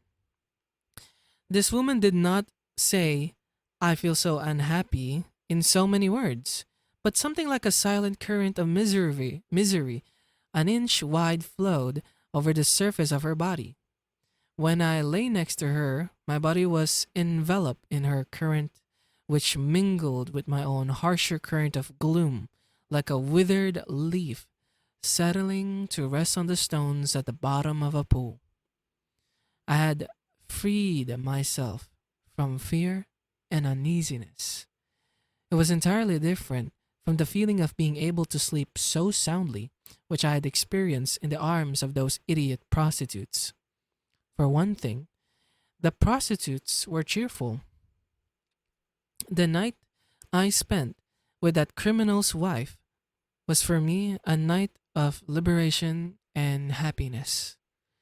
The use of so bold a word affirmatively without hesitation will not, I imagine, recur in these notebooks. But it lasted only one night. In the morning, when I woke up and got out of bed again, I was again the shallow poseur of a clown, the weak fear happiness. They can harm themselves in cotton wool. Sometimes they are wounded even by happiness. I was impatient to leave her while things still stood the same. Before I got wounded, and I spread my usual smokescreen of farce. They say that love flies out the window when poverty comes in the door, but generally get the sense backward. It doesn't mean that when a man's money runs out, he's shaken off by women. When he runs out of money, he naturally is in the dumps. He's no good for anything. The strength goes out of his laugh. He becomes strangely soured. Finally, in desperation, he shakes off the woman.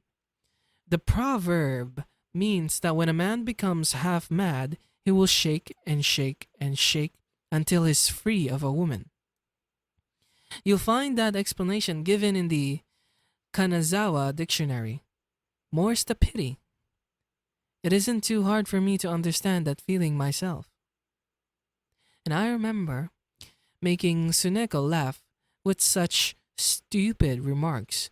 I was trying to get away as quickly that morning, without so much as washing my face, for I was sure that to stay any longer would be useless and dangerous. Then I came out with that crazy pronouncement on love flying out the window, which was later to produce unexpected complications. I didn't meet my benefactor of that night again for a whole month. After leaving her, my happiness grew fainter every day that went by. It frightened me, even that I had accepted a moment's kindness. I felt I had imposed horrible bonds on myself. Gradually, even the mundane fact that Suneko had paid the bill at the cafe began to weigh on me, and I felt as though she was just another threatening woman, like the girl at my lodging house or the girl from the teacher's training college. Even at the distance which separated us, Suneko intimidated me constantly. Besides, I was intolerably afraid that if I met again a woman I had once slept with, I might suddenly burst into a flaming rage. It was my nature to be very timid about meeting people anyway, and so I finally chose the expedient of keeping a safe distance from Ginza. This timidity of nature was no trickery on my part. Women do not bring to bear so much as a particle of connection between what they do after going to bed and what they do on rising in the morning. They go on living with their world successfully divided into, as if total oblivion had intervened. My trouble was that I could not yet successfully cope with this extraordinary phenomenon. And at the end of November, I went drinking with Horiki at a cheap bar in Kanda. We had no sooner staggered out of that bar than my evil companion began to insist that we continue our drinking somewhere else. We had already run out of money, but he kept badgering me. Finally, and this was because I was drunker and bolder than usual, I said, "All right, I'll take you to the land of dreams. Don't be surprised at what you see. Wine, woman, song." And he said, "You mean a cafe?" "I do." "Well, let's go." It happened just as simply as that. The two of us got on a streetcar. Uriki said in high spirits, "I'm starved for a woman tonight. Is it all right to kiss the hostess?" I was not particularly fond of Horiki when he played the drunk that way. Horiki knew it, and he deliberately labored the point. "All right, I'm going to kiss her. I'm going to kiss whichever hostess sits next to me, all right? It won't make any difference, I suppose." And then he said, "Thanks, I'm starved for a woman," he said. We got off at the Ginza and walked into the cafe of Wine, Woman, and Song. I was virtually without a penny, and my only hope was Suneko. Horiki and I sat down at a vacant booth facing each other. Suneko and another hostess immediately hurried over. The other girl sat next to me, and Suneko plopped herself down beside Horiki. I was taken aback.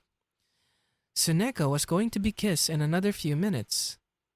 It wasn't that I regretted losing her. I have never had the faintest craving for possessions. Once in a while, it is true, I have experienced a vague sense of regret at losing something, but never strongly enough to affirm positively or to contest with others my right of possession. This was so true of me that some years later, I even watched in silence when my own wife was violated. I've tried, in so far as possible, to avoid getting involved in the sordid complications of human beings. I have been so afraid of being sucked down into their bottomless whirlpool.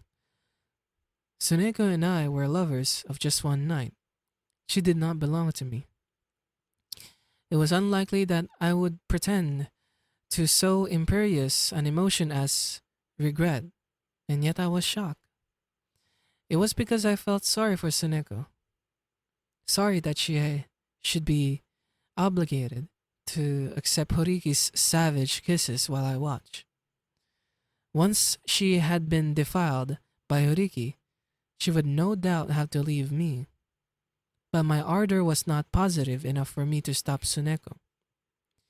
I experienced an instant shock at her unhappiness.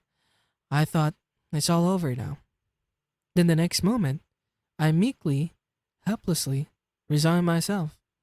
I looked from Horiki to Suneko. I grinned.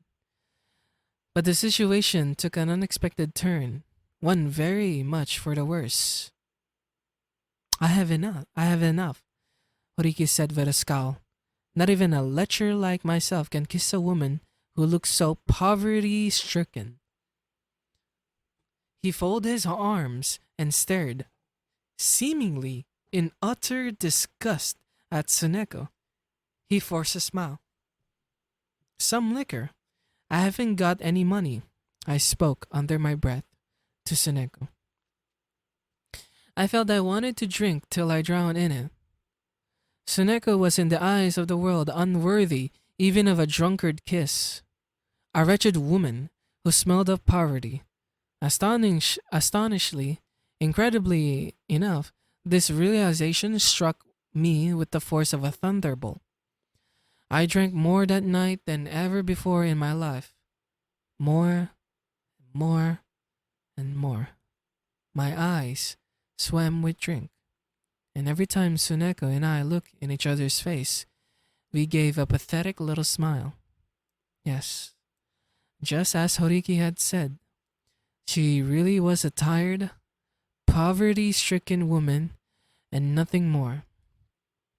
But this thought itself was accompanied by a welling up of a feeling of comradeship for this fellow sufferer from poverty.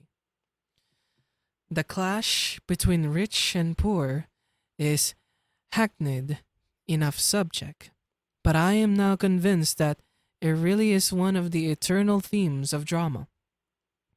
I felt pity for Tsuneko. For the first time in my life, I was conscious of a positive, if feeble, movement of love in my heart. I vomited. I passed out. This was also the first time I had ever drunk so much as to lose consciousness. When I woke up, Tsuneko was sitting by my pillow. I had been sleeping in her room on the second floor of the carpenter's house. I thought you were joking when you told me that love flew out the window when poverty came in the door. Were you serious? You didn't come anymore. What a complicated business it is. Love and poverty. Suppose I work for you? Wouldn't that be all right? No, it wouldn't, I said. She lay down beside me.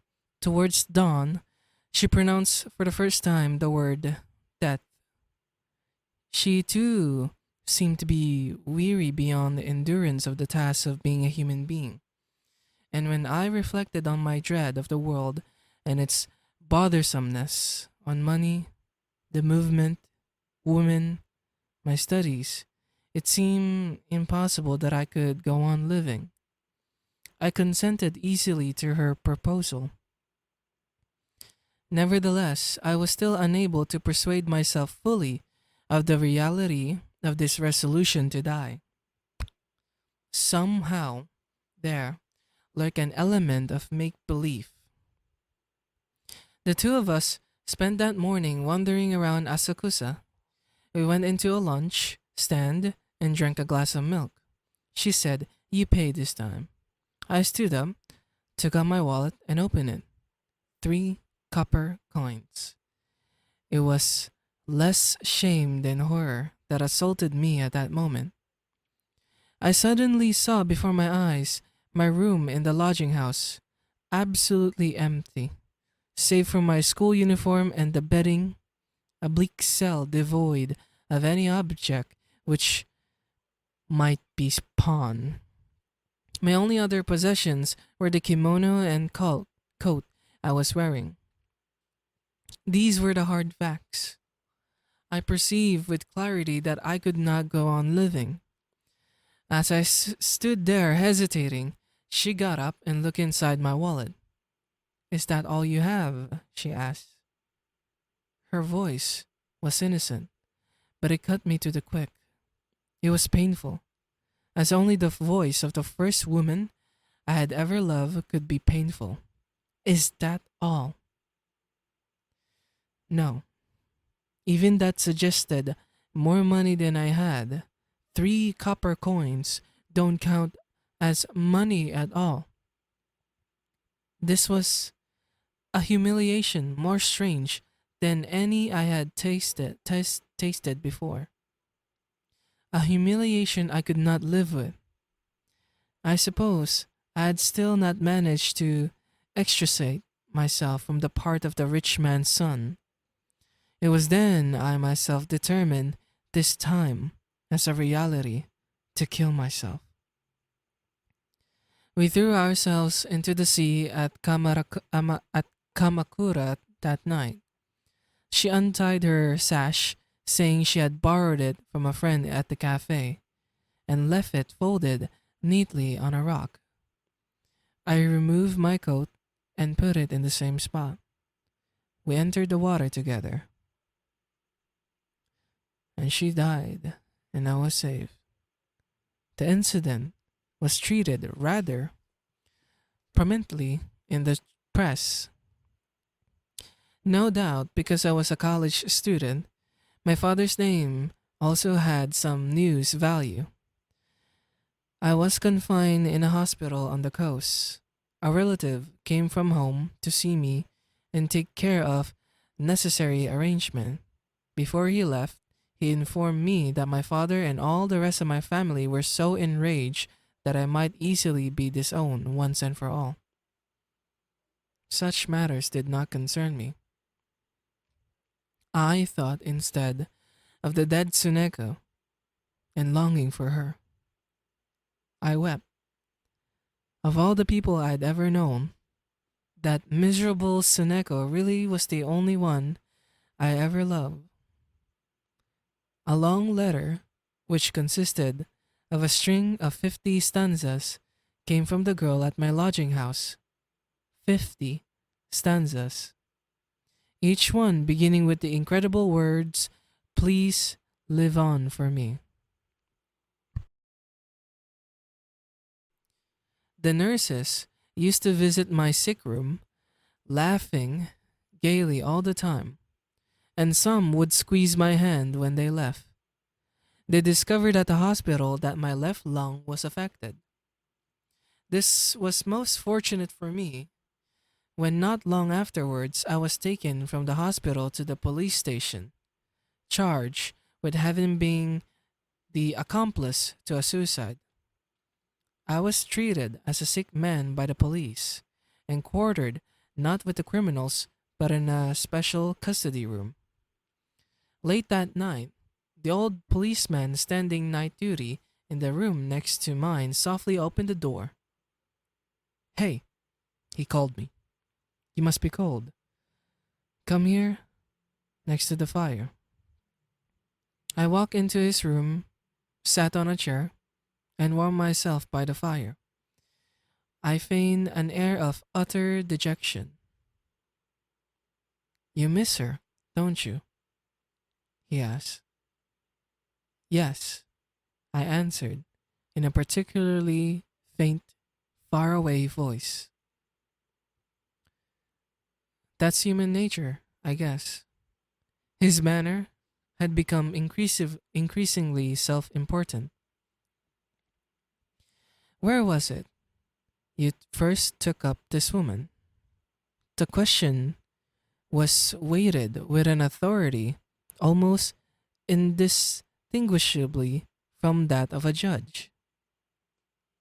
My jailer, despising me as a mere child who wouldn't know the difference, acted exactly as if he were charged with the investigation. No doubt, he was secretly hoping to while away the long autumn evening by extracting from me a confession in the nature of a pornographic story. I guessed his intents at once, and it was all I could do to restrain the impulse to burst out laughing in his face. I knew that I had the right to refuse to answer any queries put me by the policeman in an informal interrogation of this sort. But in order to lend some interest to the long night ahead, I cloaked myself in a kind of simple sincerity, as I firmly, unquestioningly, believed that this policeman was responsible for investigating me, and that the degree of severity of my punishment depended solely on his decision. I made up a confession absurd enough to satisfy more or less his prurient curiosity. He said, I've got a pretty good idea now. We always take it into consideration when a prisoner answers everything honestly. Thank you very much. I hope you will do what you can to help me.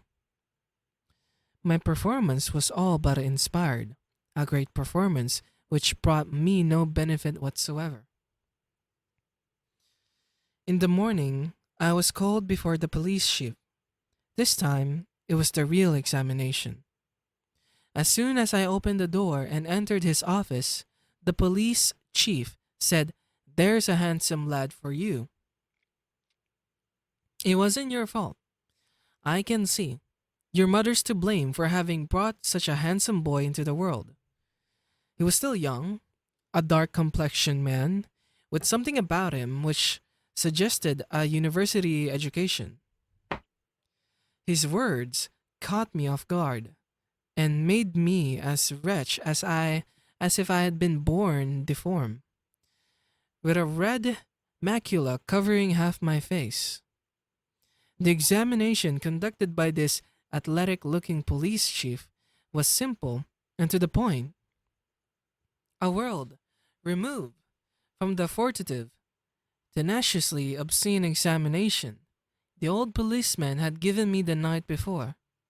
After he finished his questioning, he filled out a form to send to the district attorney's office. He commented as he wrote, "You mustn't neglect your health that way. You've been coughing blood, haven't you?" That morning, I had an odd, hawking cough, and every time I coughed, I covered my mouth with my handkerchief. The handkerchief was spattered with blood, but it was not my blood from my throat. The night before, I had been picking at a pimple under my ear, and the blood was from that pimple. Realizing at once that it would be to my advantage not to reveal the truth, I lowered my eye and sanctimoniously murmured, "Yes." The police chief finished writing the paper. "It's up to the district attorney whether or not they bring action against you. But it would be a good idea to telephone or telegraph a guarantor to come to the district attorney's office in Yokohama. There must be someone, isn't there, who will guarantee you or offer bail." I remembered that a man from my hometown, an antique dealer, who was a frequent visitor at my father's house in Tokyo, had served as my guarantor at school. He was a short set man of 40, a bachelor and a henchman of my father's. His face, particularly around the eyes, looked so much like a flatfish that my father always called him by that name. I had always thought of him as Flatfish. I borrowed the telephone directory to the police station to look up Flatfish number. I found him and called him. I asked if he would mind coming to Yokohama. Flatfish tone when he answered was unrecognizably officious, but he agreed in the end to be my guarantor. I went back to the custody room. The police chief's loud voice reached me as he barked out to the policeman, "Hey, somebody disinfect the telephone receiver. He's been coughing blood, you know." In the afternoon, they tied me up with a thin hemp rope. I was allowed to hide the rope under my coat when we went outside, but the young policeman gripped the end of the rope firmly. He went to Yokohama on the streetcar. The experience hadn't upset me in the least. I missed the custody room in the police station and even the old policeman. What I wonder makes me that way. When they tied me up as a criminal, I actually felt relief, a calm, relaxed feeling. Even now, as I write down my recollection of those days, I feel really expansive, agreeable sensation. But among my otherwise nostalgic memories, there's one harrowing disaster which I shall never be able to forget, which even now causes me to break out into a cold sweat. I was given a brief examination by the district attorney in his dimly lit office. He was a man of about 40, with an intelligent calm about him, which I tempted to call honest good looks, in contrast to my own alleged good looks, which, even if true, certainly tainted with lewdness. He seemed so simple and straightforward that I let my guard down completely. I was listlessly recounting my story when I suddenly was seized with another fit of coughing. I took out my handkerchief, the blood stains caught my eye, and with ignoble, ignoble opportunism, I thought this cough might also prove useful. I added a couple of extra exaggerated cough for good measure, and my mouth still covered by the handkerchief. I glanced at the attorney's face. The next instant he asked, with his quiet smile, "Was that real?" Even now, the recollection makes me feel so embarrassed. I can't sit still. It was worse. I am sure, even then when in high school I was plummeted into hell by that stupid Takechi tapping me on the back saying you did it on purpose. Those were the two great disasters in a lifetime of acting. Sometimes, I have even thought that I should have preferred to be sentenced to 10 years imprisonment rather than meet with such gentle contempt from the district attorney. The charge against me was suspended, but this brought no joy. I felt utterly wretched as I sat on a bench in the corridor outside the district attorney's office, waiting for the arrival of my guarantor, Flatfish. I could see through the tall windows behind my bench the evening sky glowing in the sunset.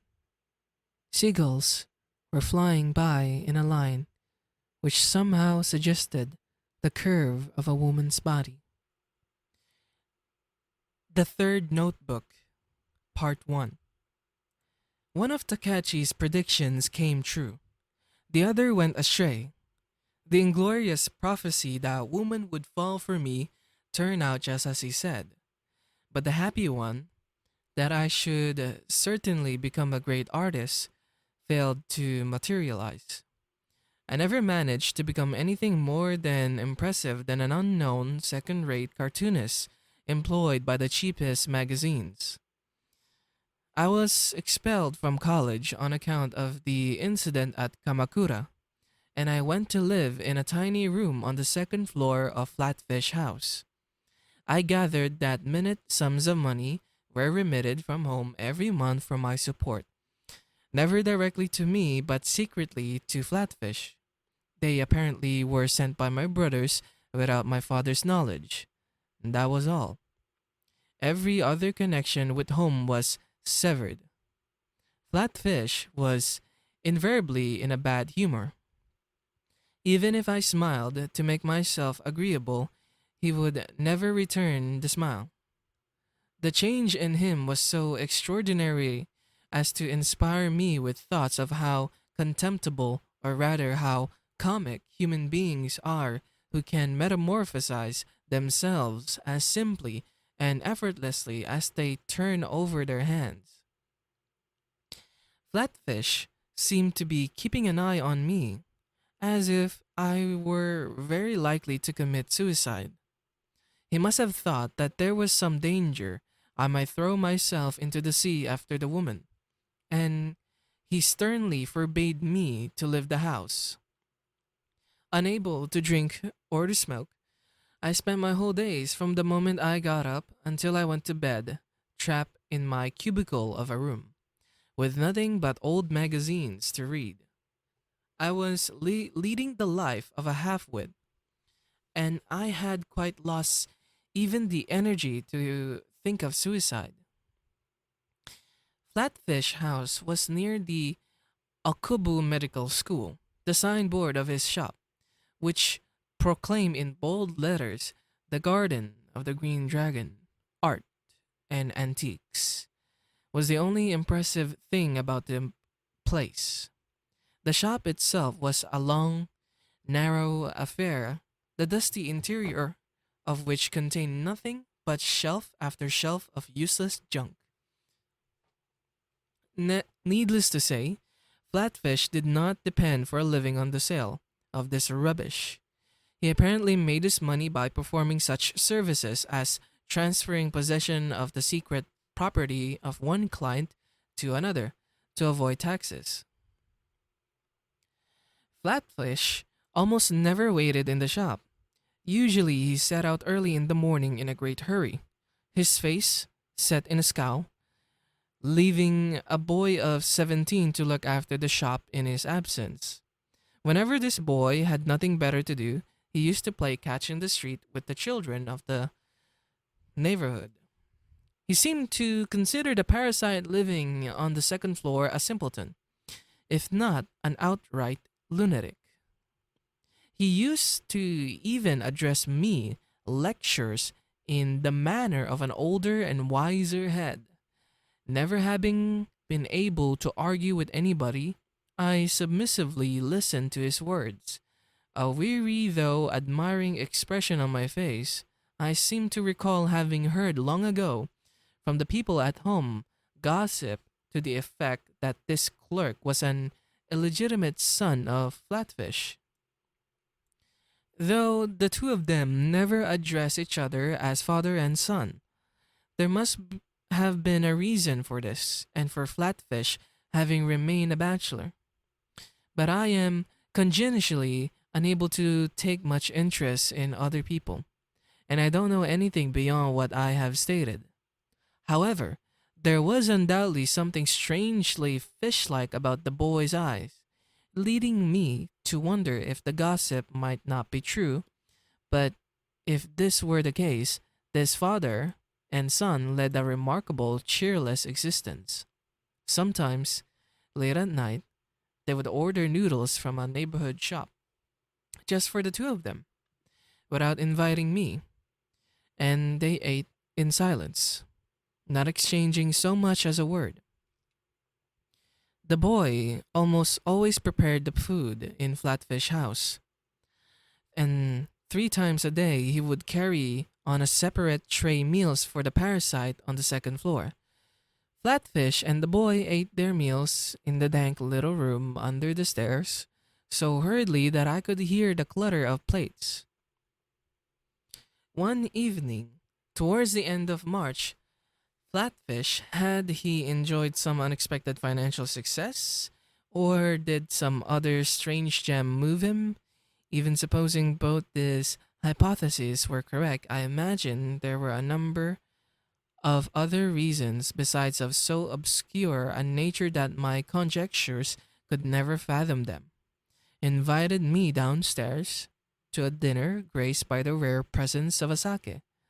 The host himself was impressed by the unwonted delicacy of sliced tuna, and his admiring delight, he expansively offered a little sake even to his listless hanger-on. He asked, "What do you plan to do?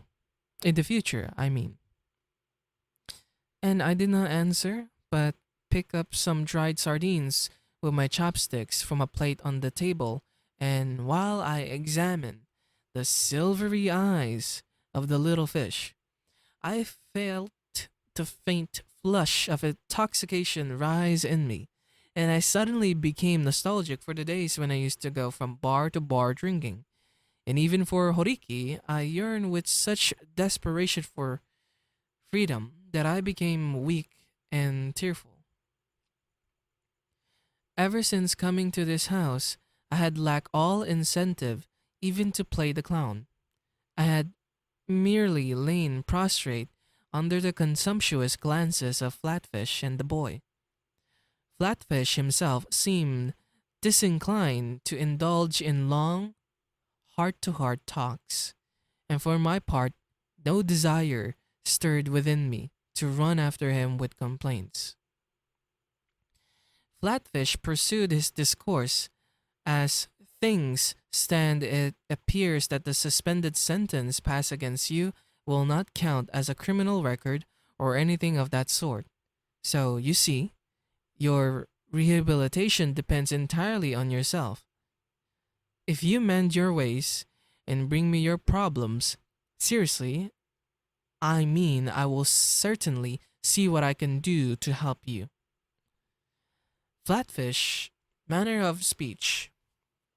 No, not not only his, but the manner of speech of everybody in the world held strange, elusive complexities, intricately presented with the overtones of vagueness. I have always been baffled by these precautions so strict as to be useless, and by the intensely irritating little maneuvers surrounding them. In the end, I have felt past caring. I have laughed them away with my clowning, or surrendered to them objectively with a silent nod of the head, in the attitude of defeat. In later years, I came to realize that if Flatfish had at the time presented me with a simple statement of the facts, there would there would have been no untoward consequences. But as a result of his unnecessary precautions, or rather, of the incomprehensible vanity and love of appearances of the people of the world, I was subjected to a most dismal set of experiences. How much better things would have been if only Flatfish had said something like this: I'd like you to enter a school beginning in the April term. Your family has decided to send you a more adequate allowance once you entered school. Only later did I learn that this, in fact, was the situation. If I had been told that, I should probably have done what Flatfish asked. But thanks to his intolerably prudent, circum- circumlocucious manner of speech, I only felt irritable. And this caused the whole course of my life to be altered. If you do not feel like confiding your problems to me, I'm afraid there's nothing I can do for you. What kind of problems? I asked. I really had no idea what he was driving at. And then he said, isn't there something weighing on your heart?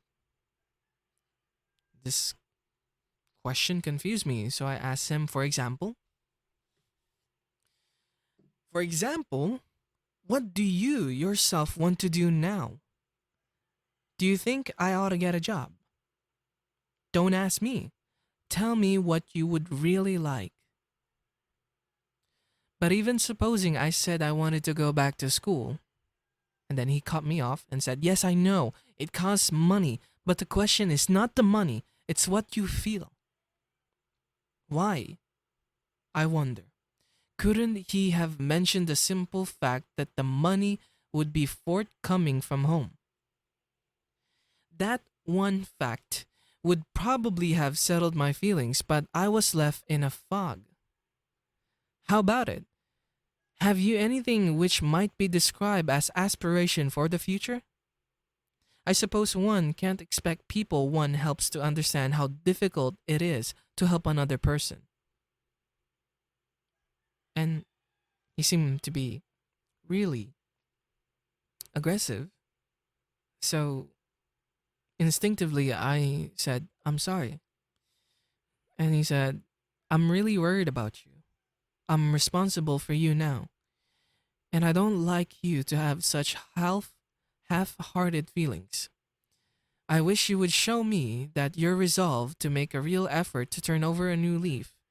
If, for example, you were to come to me to discuss seriously your plans for the future, I would certainly do what I could, but of course you can't expect to lead your former life of luxury on the help of that poor old flatfish can give. Don't give yourself any illusions on that score. No, but if you are resolute in your determination to begin again, afresh, and you make definite plans for building your future, I think I might actually be willing to help you to rehabilitate yourself if you came to me for help. Though heavens knows I haven't much to spare. Do you understand my feelings? What are your plans? If you won't let me stay here in your house, I'll work, I said. And he replied, Are you serious? Do you realize that nowadays even graduates of Tokyo Imperial University? And then I caught him up. No, I wasn't thinking of getting a job with a company. And he replied, What then? So I said, I want to be a painter.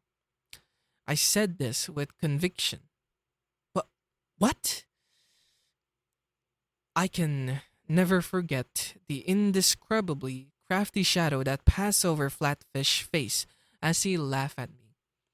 His neck drawn in, it resembled contempt, yet it was different. If the world, like the sea, had depths of 1,000 fathoms, this was the kind of weird shadow which might be found hovering here and there at the bottom. It was a laugh which enabled me to catch a glimpse of the very nadir of adult life. He said, There's no point in discussing such a thing. Your feelings are still all up in the air. Think it over.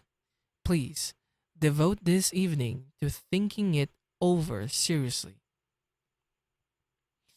I ran up to the second floor as though driven, but even when I lay in bed, nothing of a particularly constructive nature occurred to me. The next morning at dawn, I ran away from Flatfish House. I left behind a note, scrawled in pencil and big letters on my writing pad. I shall return tonight without fail. I'm going to discuss my plans for the future with a friend who lives at the address below. Please don't worry about me. I'm telling the truth. I wrote Horiki's name and address and stole out of Flatfish House. I did not run away because I was mortified at having been lectured by Flatfish. I was exactly as Flatfish described, a man whose feelings were up in the air, and I had absolutely no idea about the future plans or anything else. Besides, I felt rather sorry for Flatfish, that I should be a burden on him. And I found it quite intolerably painful to think that if, by some remote chance, I felt like bestirring myself to achieve a worthy purpose, I should have to depend on poor old Flatfish to dole out each month the capital needed for my rehabilitation.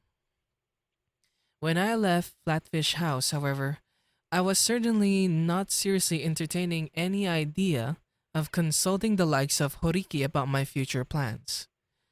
I left the note, hoping thereby to pacify Flatfish for a little while, if only for a split second. I didn't write the note so much out of a detective story stratagem to gain a little more time for my escape, though I must admit that the desire was at least faintly present, as to avoid causing Flatfish a sudden shock which would send him into a state of wild alarm and confusion. I think that might be a somewhat more accurate presentation of my motives. I knew that the facts were certain to be discovered, but I was afraid to state them as they were. One of my tragic flaws is the compulsion to add some sort of embellishment to every situation. A quality which has made people call me at times a liar. But I have almost never embellished in order to bring myself any advantage. It was rather that I had a strangulating fear of that cataclysmic change in the atmosphere the instant the flow of a conversation flagged, And even when I knew that it would later turn to my disadvantage, I frequently felt obliged to add, almost inadvertently, my word for of embellishment, out of a desire to please born of my usual desperate mania for service. This may have been a twisted form of my weakness, an idiocy, but the habit it engendered was taken full advantage of by the so called honest citizens of the world. That was how I happened to jot down Horiki's name and address as they floated up from the distant recesses of my memory. After leaving Flatfish House, I walked as far as Shinjuku, where I sold the books I had in my pockets. Then I stood there uncertainly, utterly at a loss what to do. Though I have always made it my practice to be pleasant to everybody, I have not once actually experienced friendship. I have only the most painful recollection of my various acquaintances, with the exception of such companions in pleasure as Horiki. I have frantically played the clown in order to disentangle myself from these painful relationships, only to wear myself out as a result. Even now, it comes as a shock if by chance I notice in the street a face resembling someone I know, however slightly, and I am at once seized by a shivering violence enough to make me dizzy. I know that I am liked by other people, but I seem to be deficient in the faculty to love others. I should add that I have a very strong doubts as to whether even human beings really possesses this faculty. It was hardly to be expected that someone like myself could ever develop any close relationships. Besides, I lack even the ability to pay visits. The front door of another person's house terrified me more than the gate of Inferno in the Divine Comedy. And I am not exaggerating when I say that I really felt I could detect within the door the presence of a horrible dragon like monster writhing there with a dank, raw smell. I had no friends. I had nowhere to go. Horiki. Here was a real case of a true word having been said in jest. I decided to visit Horiki, exactly as I stated in my farewell note to Flatfish. I had never before gone myself to Horiki's house. Usually I would invite him to my place by telegram when I wanted to see him. Now, however, I doubted whether I could manage the telegraph fee. I also wondered, with the John Dice intelligence of a man in disgrace, whether Horiki might not refuse to come even if I telegraph him. I decided on a visit, the most difficult thing in the world for me. Giving vent to a sigh, I boarded a streetcar. The thought that the only hope left me in this world was Horiki filled me with a foreboding dreadful enough to send chills up and down my spine. Horiki was at home. He lived in a two-storied house at the end of a dirty alley.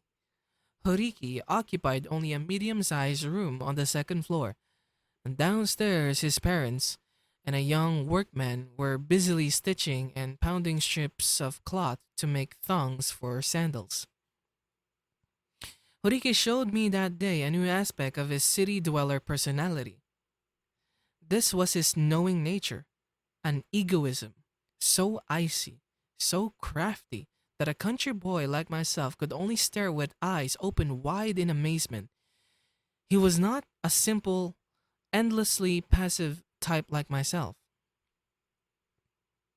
So I walk up the door and knock, and then he opened. He then said, "You, what a surprise! You've been forgiven by your father? Have you? Or not yet?" I was unable to confess that I had run away. In my usual way, I evaded the issue, though I was certain that Horiki soon, if not immediately, would grasp what had happened. Things will take care of themselves in one way or another, I said. Look here, it's no laughing matter.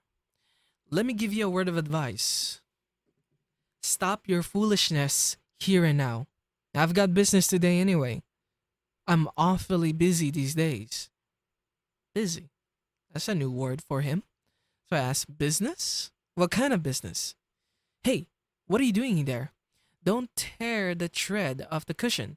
While we were talking, I had unconsciously been fiddling with and twisting around my finger one of the tassel like threads which protruded from the corners of the cushion on which I sat.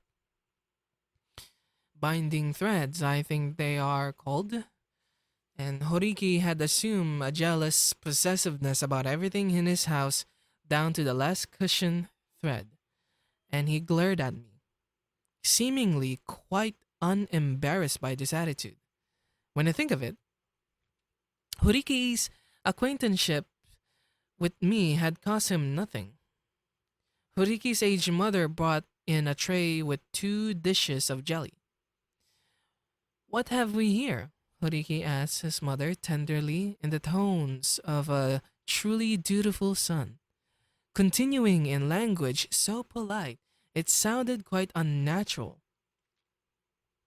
Oh, I'm sorry, have you made jelly? That's terrific. You shouldn't have bothered.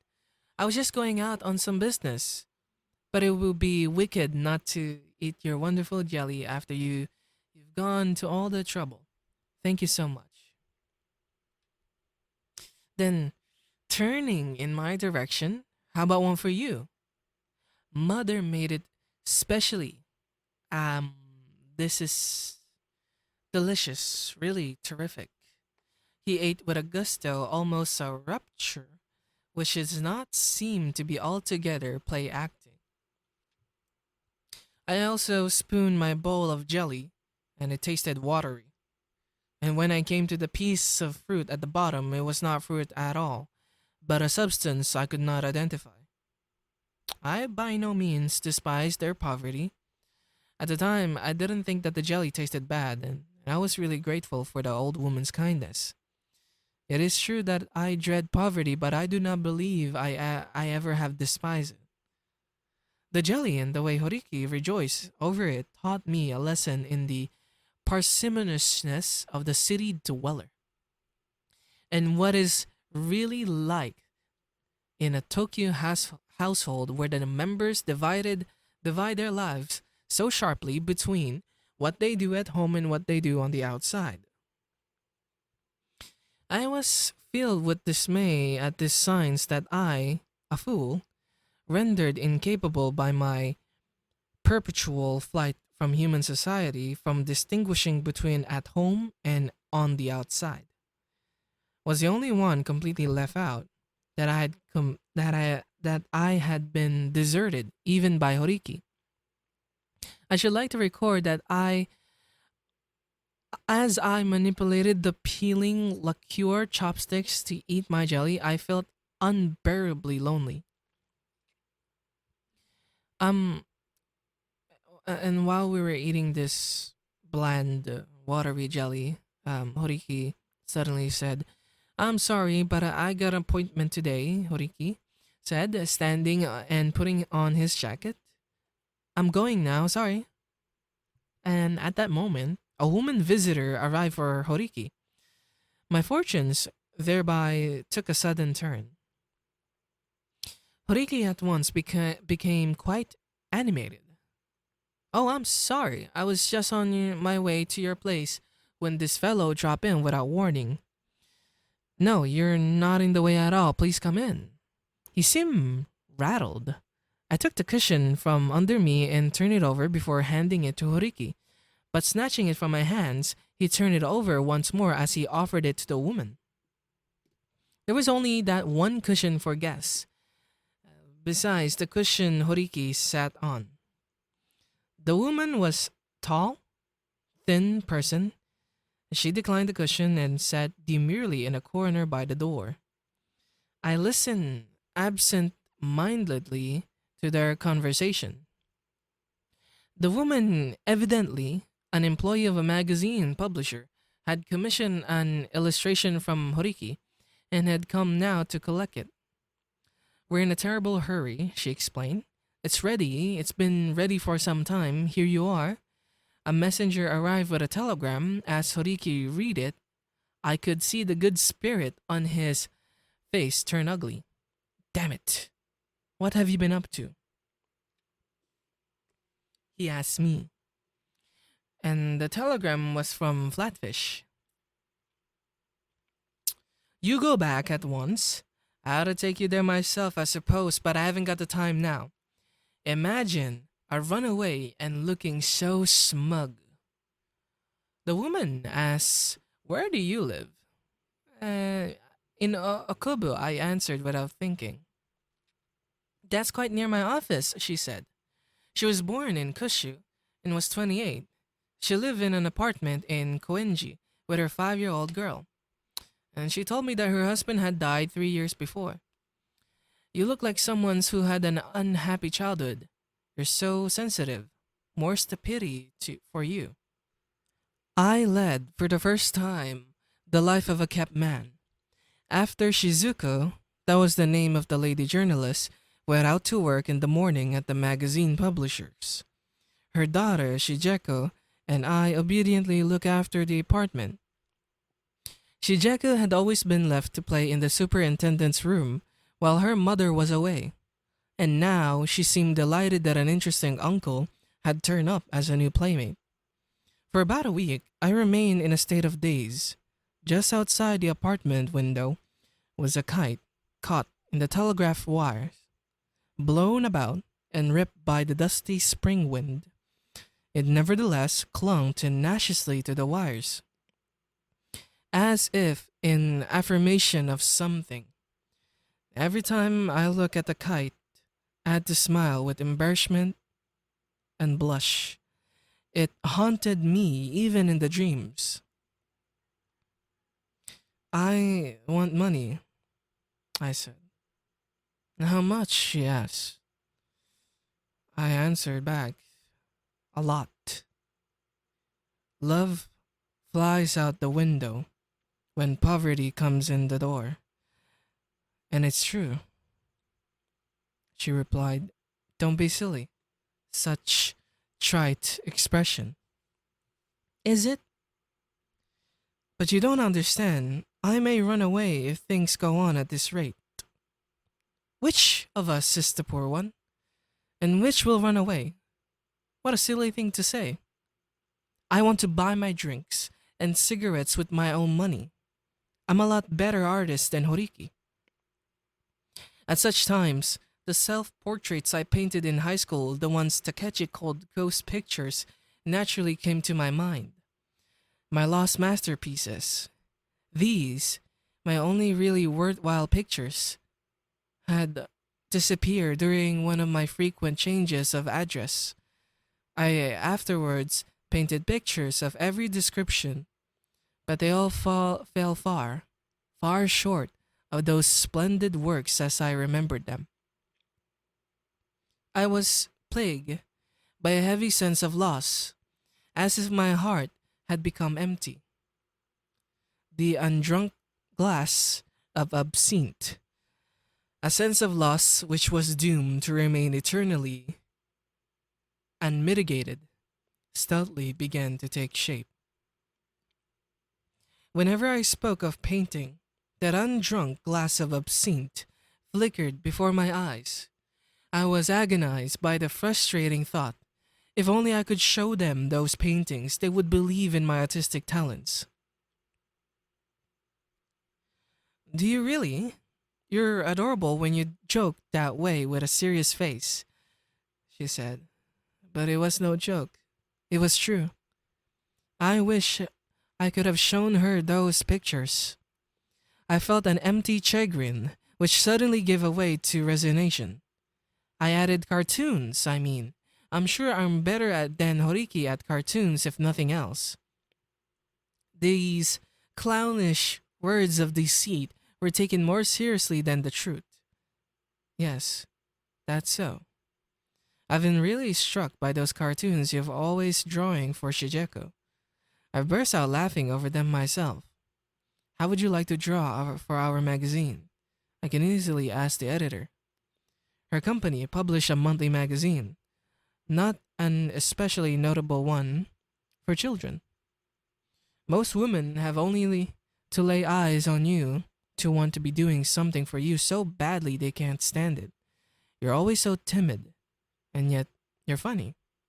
Sometimes you get terribly lonesome and depressed, but that only makes a woman's heart itch all the more for you.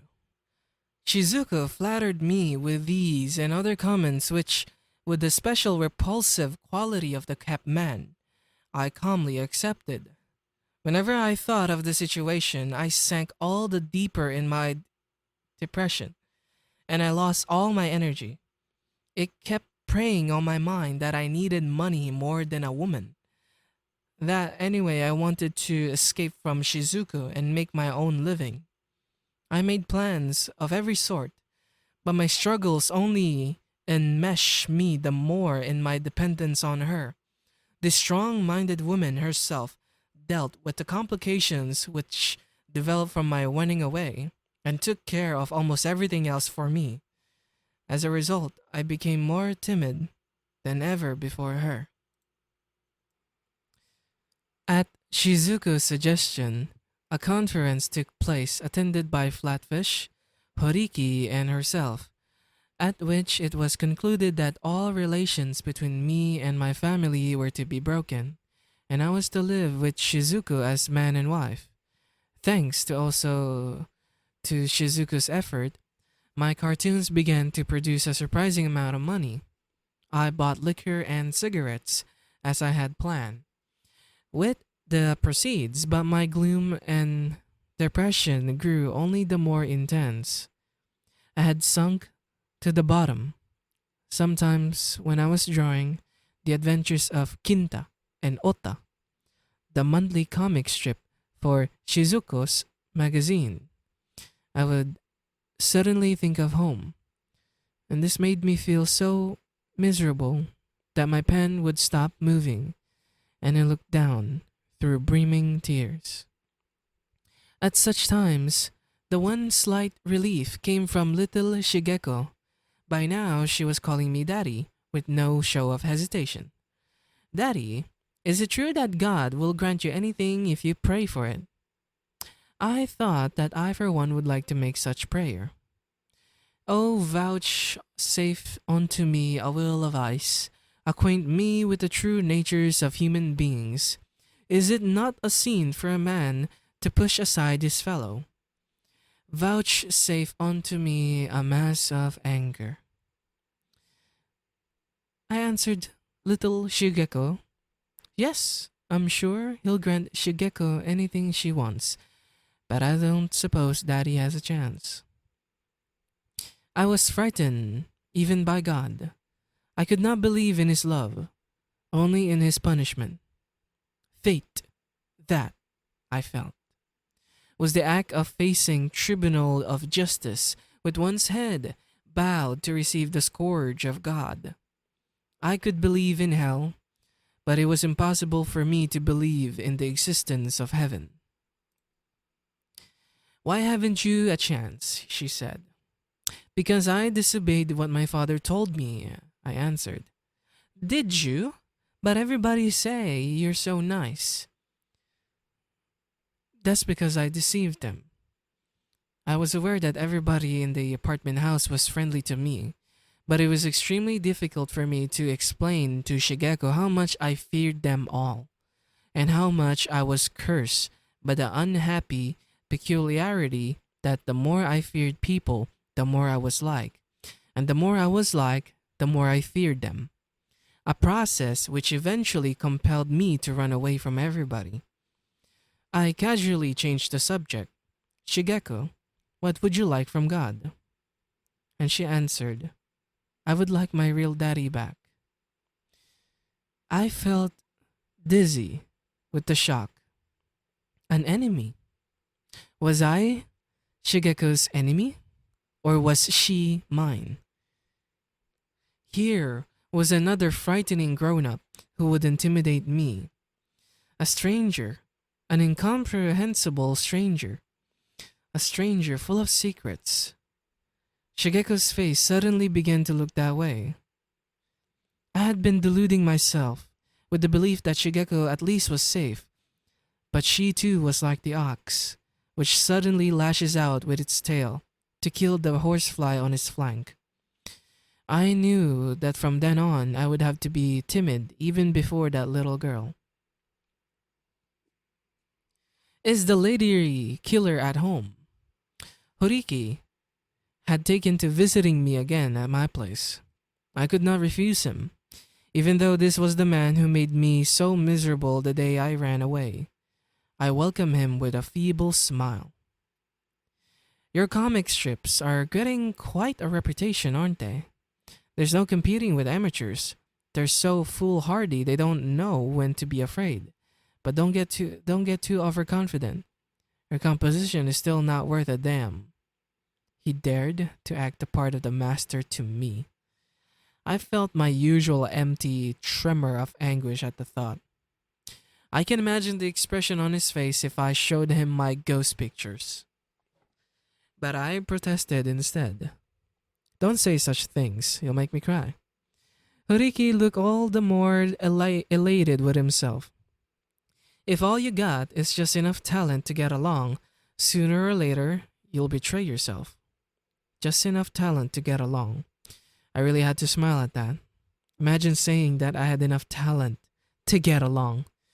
It occurred to me that a man like myself who dreads human beings, shuns and deceives them, might on the surface seem strikingly like another man who reveres the clever, worldly wise rules for success embodied in the proverb, "Let sleeping dogs lie." Is it not true that no two human beings understand anything whatsoever about each other? That those who consider themselves bosom friends may be utterly mistaken about their fellow, and failing to realize this sad truth throughout a lifetime, weep when they read in the newspaper about his death. Horiki, I had to admit, participated in the settlement after my running away, though reluctantly, under pressure from Shizuko, and he was now behaving exactly like the great benefactor to whom I owed my rehabilitation. Or like the go-between of a romance. The look on his face as he lectured me was grave.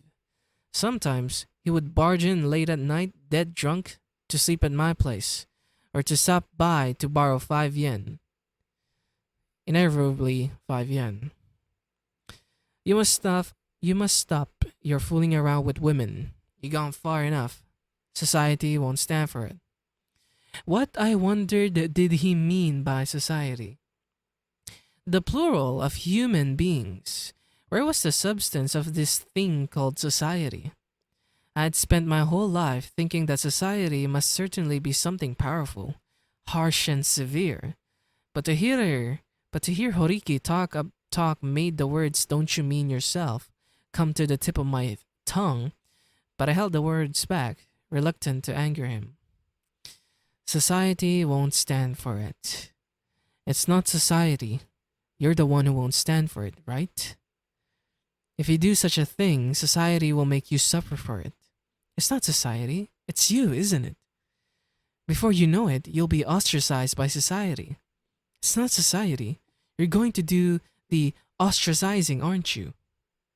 Words, words of every kind went flitting through my head. Know thy particular fearsomeness, thy knavery, cunning, and witchcraft, what I said. However, as I wipe the perspiration from my face with a handkerchief, was merely "you put me in a cold sweat," I smiled. From then on, however, I came to hold almost as a philosophical conviction. The belief, what is society but an individual? From the moment I suspected that society might be an individual, I was able to act more in accordance with my own inclinations. Shizuko found that I had become rather self-willed and not so timid as before. Horiki remarked that it was funny how stingy I had become, or as Shigeko had it, I had stopped being so nice to Shigeko. Without a word, without a trace of smile, I spent one day after the next looking after Shigeko and drawing comic strips. Some of them so idiotic I couldn't understand them myself. For the various firms which commissioned them, orders had gradually started coming in from other publishers, all of an even lower class than Shizuku's company, third rate publishers, I suppose they'd be called. I drew with extremely excessively depressed emotions, deliberately penning each line, only to earn money for drink. When Shizuko came home from work, I would dash out as if in relay with her and head for the outdoor booths near the station to drink cheap, strong liquor. Somewhat buoyed after a bout, I would return to the apartment and I would say, "The more I look at you, the funnier your face seems. Do you know I get inspiration from my cartoons from looking at your face when you sleep? What about your face when you sleep? You look like an old man, a man of 40. It's all your fault. You drain me dry. Man's life is like flowing river. What is there to fret over? On the river bank, a willow tree. Hurry to bed and stop making such a ruckus. Would you like something to eat?" She was quite calm.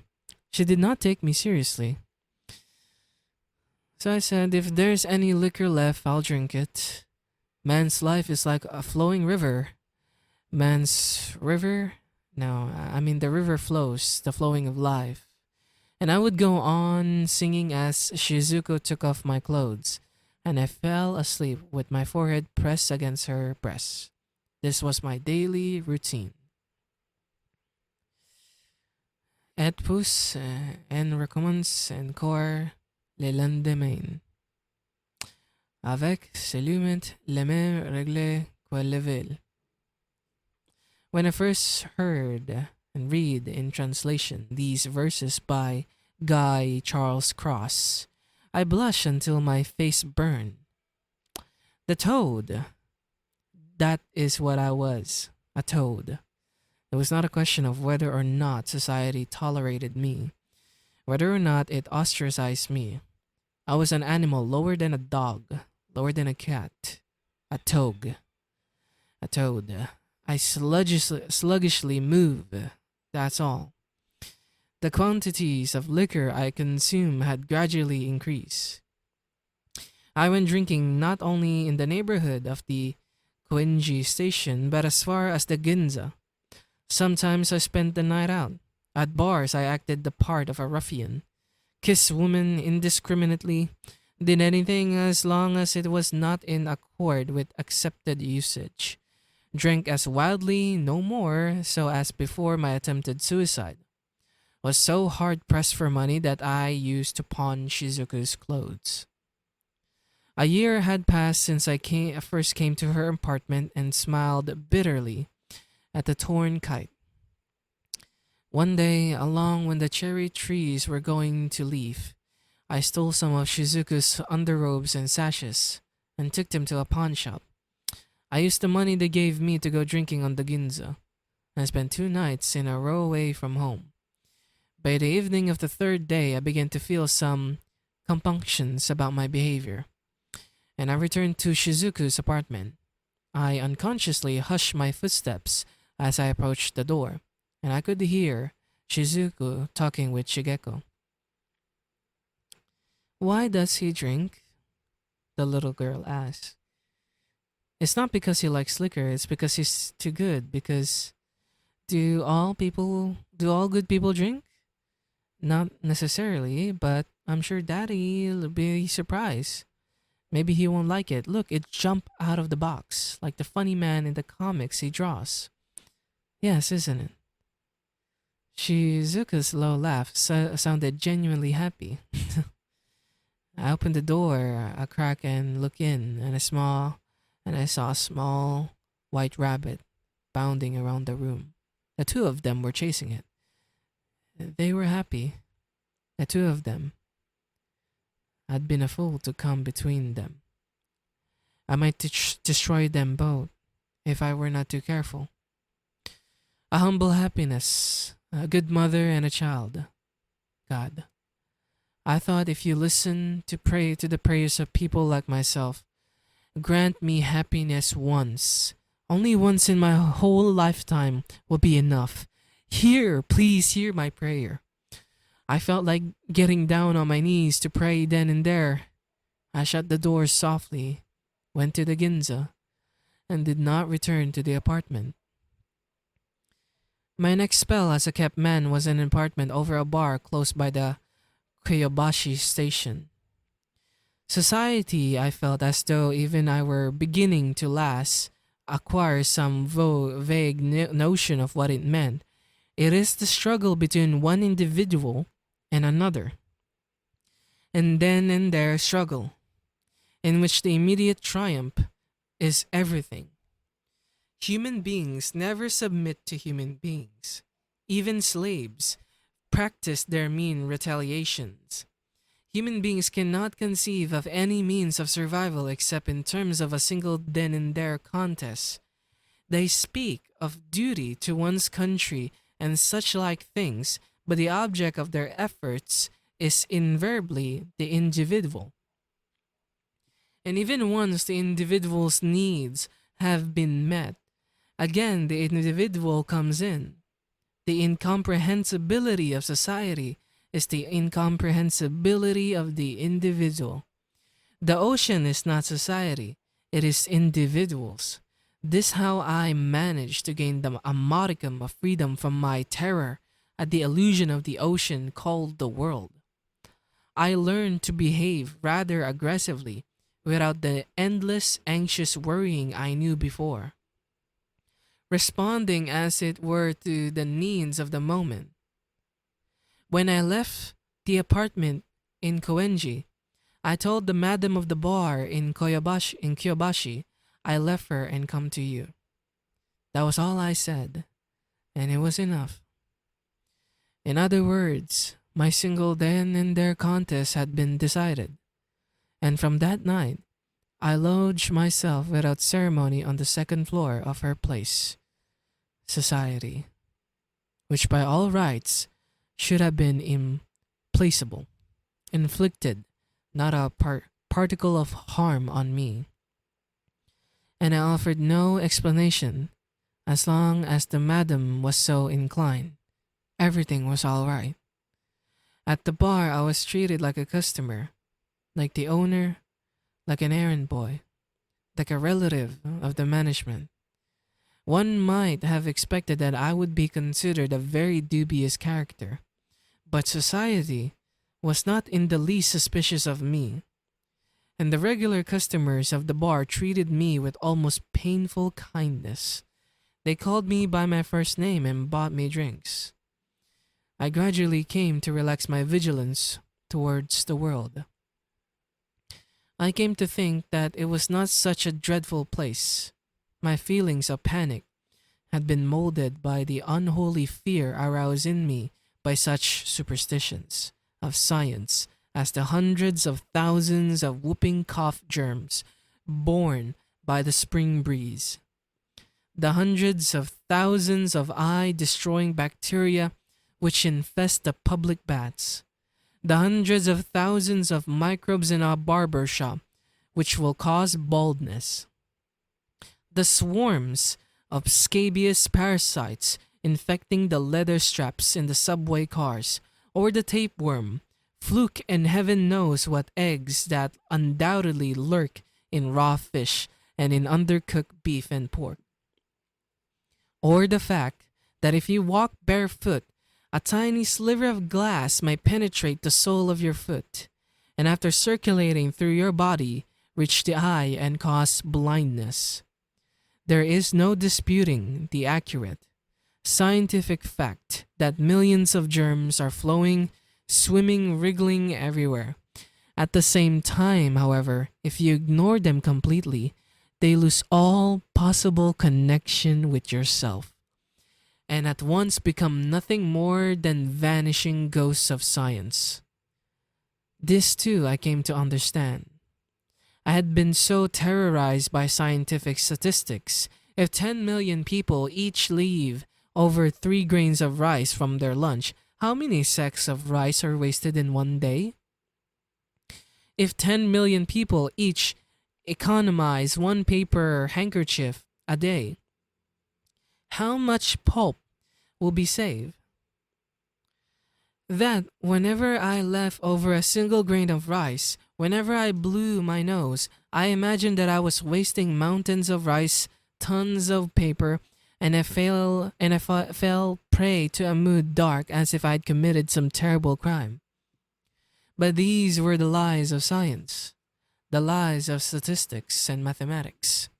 You can't collect 3 grains of rice from everybody. Even as an exercise in multiplication or division, it ranks as one of the most elementary and feeble-minded problems. About on par with the computation of the percentage of times that people slip in dark, unlighted bathrooms and fall into the toilet, or the percentage of passengers who get their feet caught in the space between the door of a subway train and edge of the platform, or other such footling exercises in probability. These events seem entirely within the bounds of possibility, but I have never heard a single instance of anyone hurting myself by falling into the toilet. I felt pity and contempt for the self which until yesterday had accepted such hypothetical situation as eminently factual scientific truths and was terrified by them. This shows the degree to which I had bit by bit arrived at the knowledge of the real nature of what is called the world. Having said that, I must now admit that I was still afraid of human beings. And before I could meet even the customers in the bar, I had to fortify myself by gulping down a glass of liquor. The desire to see frightening things, that was what drew me every night to the bar, where like the child who squeezes his pet all the harder when he actually fears it a little. I proclaimed to the customers standing at the bar my drunken, bungling theories of art. A comic strip artist, and that an unknown one, knowing no great joys, nor for that matter, any great sorrows. I crave desperately some great savage joy, no matter how immense the suffering that might ensue. But my actual pleasure was to engage in meaningless chatter with the customers and drink their liquor. Close to a year had gone by since I took up this debased life in the bar in Kyobashi. My cartoons were no longer confined to the children's magazine, but now appeared also in the cheap pornographic magazines that are sold in railway stations. Under a silly pseudonym, I drew dirty pictures of naked women, to which I usually appended appropriate verses from the Rubaiyat. Waste not your hour, nor in the vain pursuit of this and that endeavor and dispute. Better be merry with fruitful grape than sudden after none or bitter fruit. Some for the glories of this world, and some sigh for the prophet's paradise to come. Ah, take the cash and let the promise go, nor heed the music of a distant drum, and that inverted bowl we call the sky, where under crawling coop we live and die. Lift not your hands to it for your help, for it as impotently rolls as you or I. There was at this period in my life as a maiden who pleaded with me to give up drink. You can't go on drinking every day from morning to night that way. She was a girl of 17 or so who worked in a little tobacco shop across the way from the bar. Yusheko, Yushiko that was her name, as I recall. Was a pale girl with crooked teeth. Whenever I went to buy cigarettes, she would smile and repeat her advice. What's wrong with drinking? Why is it so bad? Better be merry with the fruitful grape than sadden after none, or bitter fruit. Many years ago, there was a Persian. No, let's skip it. Oh, plague, no more would human or divine tomorrow's tangle to itself resign, and lose your fingers in the treases of the cypress slender minister of wine. Do you understand? The girl said, no, I don't.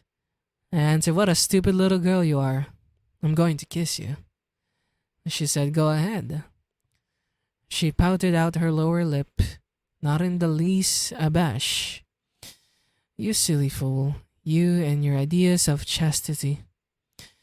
There was something unmistakably in Yoshiko's expression which marked her as a virgin who had never been defiled. Soon after New Year, one night in the dead winter, I drunkenly staggered out in the cold to buy some cigarettes and fell into a manhole in front of her shop. I shouted for Yoshiko to come and save me. She hauled me out and bandaged my bruised arm. Yoshiko, earnest and unsmilingly, said, you drink too much. The thought of dying has never bothered me, but getting hurt, losing blood, becoming crippled, and the like, no thanks. I thought as I watched Yoshiko bandage my hand that I might cut down on my drinking.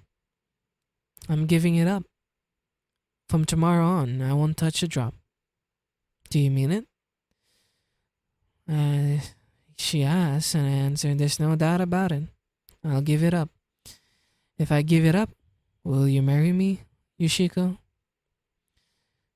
Asking her to marry me was, however, intended only as a joke. Natch, she said. Natch for naturally was popular at the time. Right, and then I said, let's hook fingers on that. I promise I'll give it up. And the next day, as might have been expected, I spent drinking. Towards evening, I made my way to Yoshiko's shop on shaking legs and called to her. Yoshiko, I'm sorry I got drunk. Oh, you're awful. Trying to fool me by pretending to be drunk. I was startled. I felt suddenly quite sober. So I said, no, it's the truth. I really have been drinking. I'm not pretending. Don't tease me. You're mean. She suspected nothing. I should think you could tell by just looking at me. I've been drinking today since noon. Forgive me. You're a good actor, she said. I'm not acting, you little idiot. I'm going to kiss you. And go ahead, she said. And I answered back, no, I'm not qualified. I'm afraid I have to give up the idea of marrying you. Look at my face. Red, isn't it? I've been drinking. It's just the sunset shining on it. Don't try to fool me.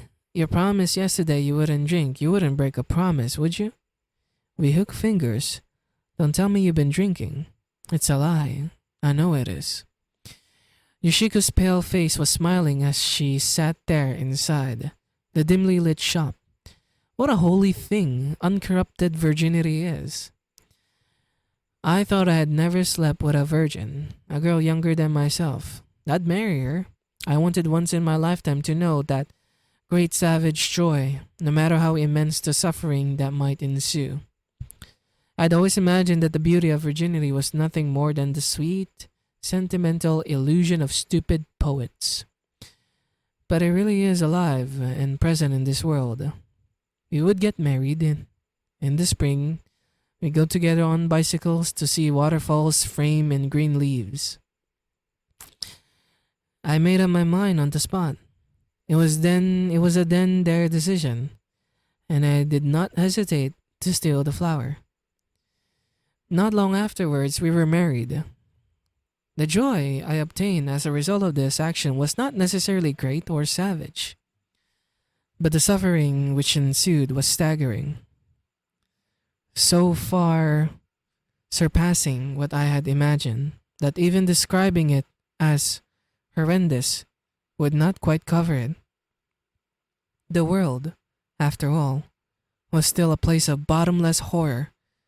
It was by no means a place of childlike simplicity, where everything could be settled by a single then and there decision. The Third Notebook, Part 2. Horiki and myself, despising each other as we did, we were constantly together, thereby degrading ourselves. If that is what the world calls friendship, the relations between Horiki and myself were undoubtedly those of friendship. I threw myself on the chivalry of the madman of the bar in Kyobashi.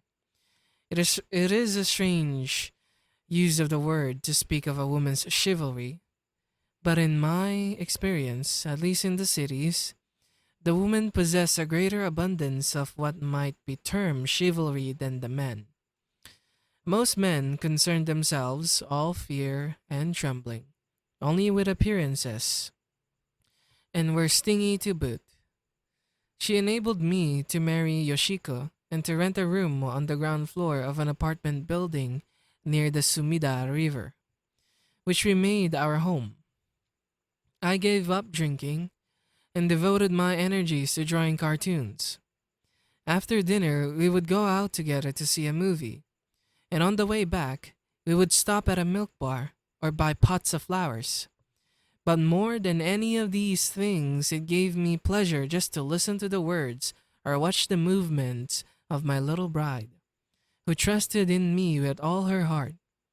Then, just then, when I had begun to entertain faintly in my chest the sweet notion that perhaps there was a chance I might turn one of these days into a human being and be spared the necessity of a horrible death, Horiki showed up again.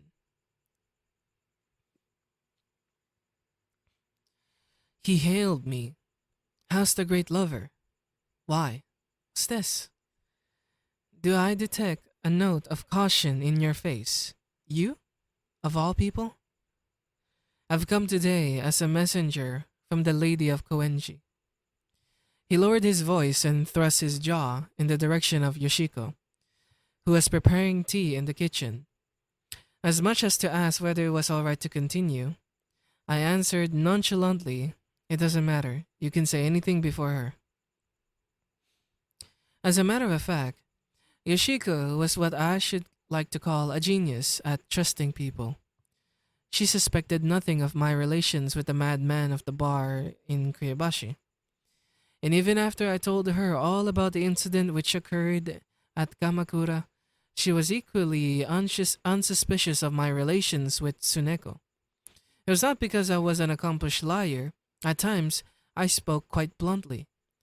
But Yoshiko seemed to take everything I said as a joke.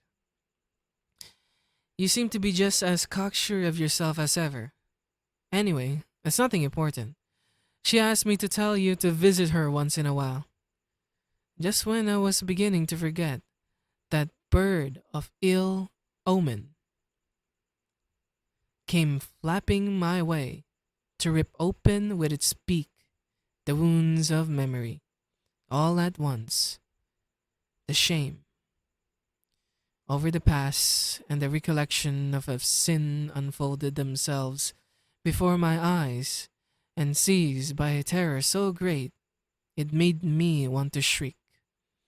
I could not sit still a moment longer. "How about a drink?" I asked. "Suits me," said Horiki. To Horiki and myself, though outwardly he appeared to be a human being, like the rest, I sometimes felt he was exactly like myself. Of course, that was only after we had been making the rounds of the bars, drinking cheap liquor here and there. When the two of us met face to face, it was as if we immediately metamorphosed into dogs of the same shape and pelt. We bounded out through the streets covered with fallen snow. That was how we happened to warm over. as it were the embers of our old friendship. We went together to the bar in Kyobashi, and eventually, we two Sou's dogs visited Shizuku's apartment in Koenji, where I sometimes spent the night. I shall never forget. It was a sticky hot summer night. Horiki had come to my apartment about dusk wearing a tattered summer kimono. He told me that an emergency had come up and he had been obliged to pawn his summer suit. He asked me to lend him some money because he was anxious to redeem the suit before his aged mother found out. The matter apparently concerned him genuinely. As ill luck would have it, I hadn't any money at my place, as usual, I sent Yoshiko out to the pawn shop with some of her clothes.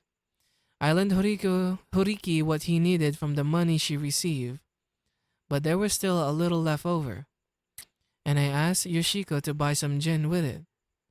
I went up to the roof of the apartment house, where we celebrated the evening cool with a dismal little party. Faint, miasmic gusts of wind blew in from the river every now and then.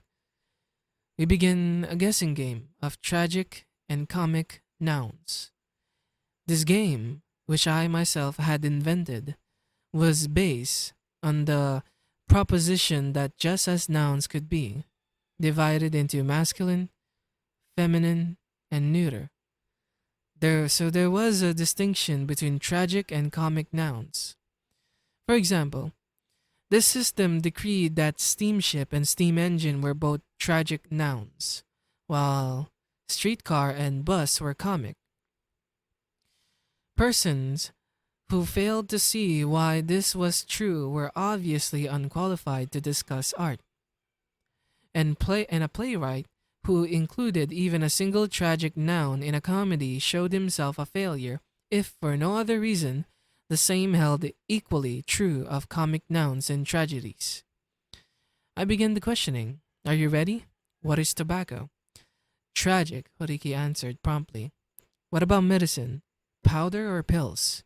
Injection. Tragic. I wonder. Don't forget, there are hormone injections too.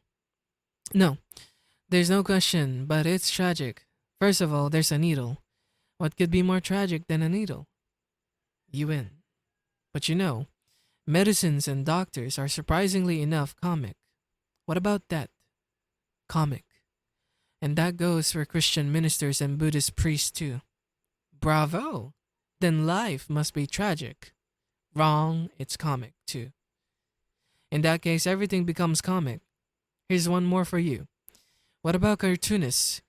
You couldn't possibly call it a comic noun, could you? Tragic. An extremely tragic noun. What do you mean? An extremely tragic is a good description of you. Any game which can drop to the level of such abysmal jokes is despicable. But we were very proud of what we considered to be an extremely witty diversion, never before known in the salons of the world. I had invented one other game of a rather similar character, a guessing game of antonyms. The antonym of black is white, but the antonym of white is red. The antonym of red is black. I ask now, what's the antonym of flower? Horiki frowned in thought. Let me see. There used to be a restaurant called the Flower Moon. Must be moon. That's not an antonym, it's more of a synonym. Aren't stars and garters synonyms? Is that an antonym? I got it. It's bee, he said. Bee? Aren't there bees, or is it ants in peonies? What are you trying to do? No bluffing now. I know. Clustering clouds that cover the flowers. You must be thinking of clouds that cover the moon. That's right. Wind that destroys the blossoms is the wind. The antonym of flower is wind. Pretty poor. Sounds like a line out of a popular song. You betray your origins. Well, then how about something more recondite? Say a mandolin. Still not good. The antonym of flower. You're supposed to name the thing in the world which is least like a flower. That's what I'm trying to do. Wait, how about this? A woman. Then what's a synonym for a woman? Entrails. You're not very poetic, are you? Well then, what's the antonym for entrails? Milk. That's pretty good. One more in that vein. Shame. What's the antonym of shame? Shameless. A popular cartoonist I could name. What about Masao Horiki? By the time we reached this point, we had gradually become incapable of laughter. And we're beginning to experience the particular oppressiveness, as if one's head were stuffed with broken glass. That comes from getting drunk on gin. I said, don't be cheeky now. I, for one, have never been tied up like a criminal the way you have.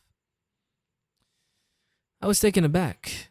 Horiki, at heart, did not treat me like a full human being. He could only consider me as the living corpse of a would-be suicide, a person dead to shame, an idiot ghost.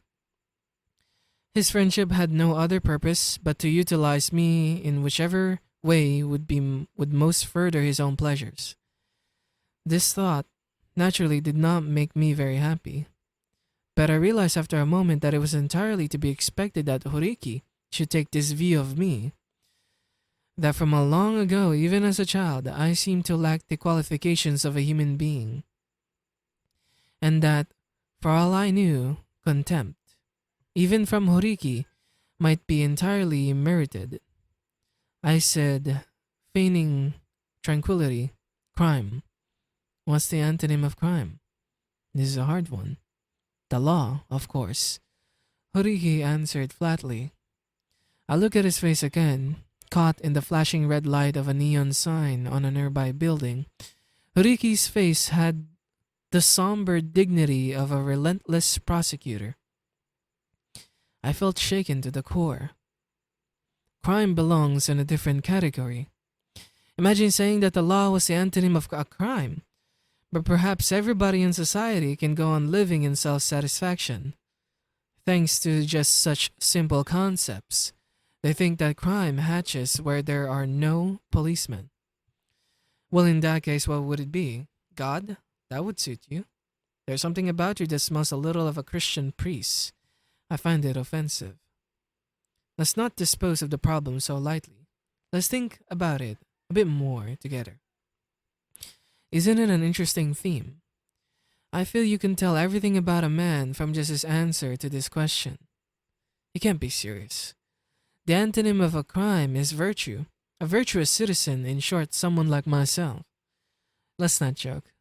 Virtue is the antonym of vice, not of crime. Are vice and crime different? They are. I think virtue and vice are concepts invented by human beings, words for a morality which human beings arbitrarily devise. What a nuisance. Well, I suppose it is God in that case. God. God, you can't be wrong if you leave everything at God. Well, now I'm hungry. Yoshiko is cooking some beans downstairs now. Thanks. I like beans. As he lay down on the floor, his hand tucked under his head, I said, "You don't seem to be very interested in crime." "That's right. I'm not a criminal like you. I may indulge myself with a little dissipation, but I don't cause women to die. And I don't lift money from them either." The voice of a resistant, weak, but desperate spoke from somewhere in my heart. It said that I had not caused anyone to die, that I had not lifted money from anyone. But once again, the ingrained habit of considering myself evil took command. It is quite impossible for me to contradict anyone to his face. I struggled with all my might to control the feelings which mounted more dangerously in me with each instant. The result of the depressing effects of the gin. Finally, I muttered almost to myself. Actions punishable by death sentences are not the only crimes. If we knew the antonym of crime, I think we would know its true nature. God, salvation, love, light. But for God, there is the antonym Satan. For salvation, there is perdition. For love, there is hate. For light, there is darkness. For good, evil. Crime and prayer. Crime and repentance. Crime and confession. Crime and. No. They're all synonyms.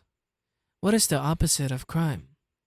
Well, if you spell crime backwards, no, that doesn't make any sense. But the word does contain the letters rice. Rice. I'm hungry. Bring me something to eat. I told him, why don't you go get it yourself? My voice shook with a rage I'd almost never before betrayed. All right, I'll go downstairs. Then Yoshiko and I will commit a crime together. Personal demonstration is better than empty debates. The antonym of crime is rice. No, it's beans. He was so drunk he could barely articulate the words. I told him, do as you please. Only get the hell out of here. He got up, mumbling incoherently, crime and an empty stomach. Empty stomach and beans. Now those are synonyms. Crime and punishment. Dostoevsky. These words graze over a corner of my mind, startling me. Just supposing Dostoevsky ranged crime and punishment side by side, not as synonyms but antonyms. Crime and punishment, absolutely incompatible ideas. Irreconcilable as oil and water. I felt I was beginning to understand what lay at the bottom of the scum-covered, turbid pond, that chaos of Dostoevsky's mind. No, I still didn't quite see. Such thoughts were flashing through my head like a revolving lantern when I heard a voice. Extraordinary beans you got here. Come, have a look. Horiki's voice and color had changed. Just a minute before he had staggered off downstairs, and here he was back again before I knew it. I asked him in confusion, what is it? And a strange excitement ran through me. The two of us went down from the roof to the second floor and were halfway down the stairs to my room on the ground floor when Horiki stopped me and whispered, "Look!" He pointed a small window open over my room, through which I could see the interior. The light was lit, and two animals were visible. My eyes swam, but I murmured to myself through my violent breathing, "This is just another aspect of the behavior of human beings. There's nothing to be surprised at." I stood petrified on the staircase, not even thinking to help Yoshiko. Horiki noisily cleared his throat. I ran back up to the roof to escape and collapsed there. The feelings which assailed me as I looked up at the summer night sky heavy with rain were not of fury or hatred, nor even of sadness. They were of overpowering fear. Not at the terror the sights of ghosts in a graveyard might arouse, but rather a fierce ancestral dread that could not be expressed in 4 or 5 words. Something perhaps like encountering in the sacred grove of a Shinto shrine the white-clothed body of a god. My hair turned prematurely gray from that night.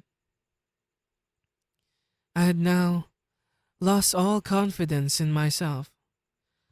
I doubted all men immeasurably and abandoned all hopes for the things of this world. All joy, all sympathy, eternally. This was truly the decisive incident of my life. I had been split through the forehead, between the eyebrows, a wound that was to throb with pain whenever I came in contact with a human being. I sympathize, but I hope it's taught you a lesson. I won't be coming back. This place is a perfect hell. But you should forgive Yoshiko after all. You're not much of a prize yourself. So long. Horiki was not stupid enough to linger in an embarrassing situation. I got up and poured myself a glass of gin, and I wept bitterly, crying aloud. I could have wept on and on, interminably, without my realizing it. Yoshiko was standing helplessly behind me, bearing a platter with a mountain of beans on it. He told me he wouldn't do anything. It's alright. Don't say anything. You didn't know to distrust others. Sit down. Let's eat the beans. We sat down side by side and ate the beans. Is trustfulness a sin? I wonder.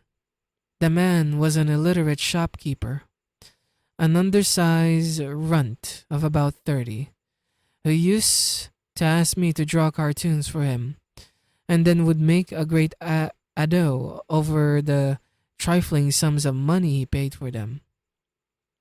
The shopkeeper, not surprisingly, did not come again. I felt less hatred for him than I did for Horiki. Why? When he first discovered them together, had he not cleared his throat then, instead of returning to the roof to inform me? On nights when I could not sleep, hatred and loathing for him gathered inside me until I groaned under pressure. I neither forgave nor refused to forgive her. Yoshiko was a genius at trusting people. She didn't know how to suspect anyone. But the misery it caused. God, I ask you, is trustfulness a sin?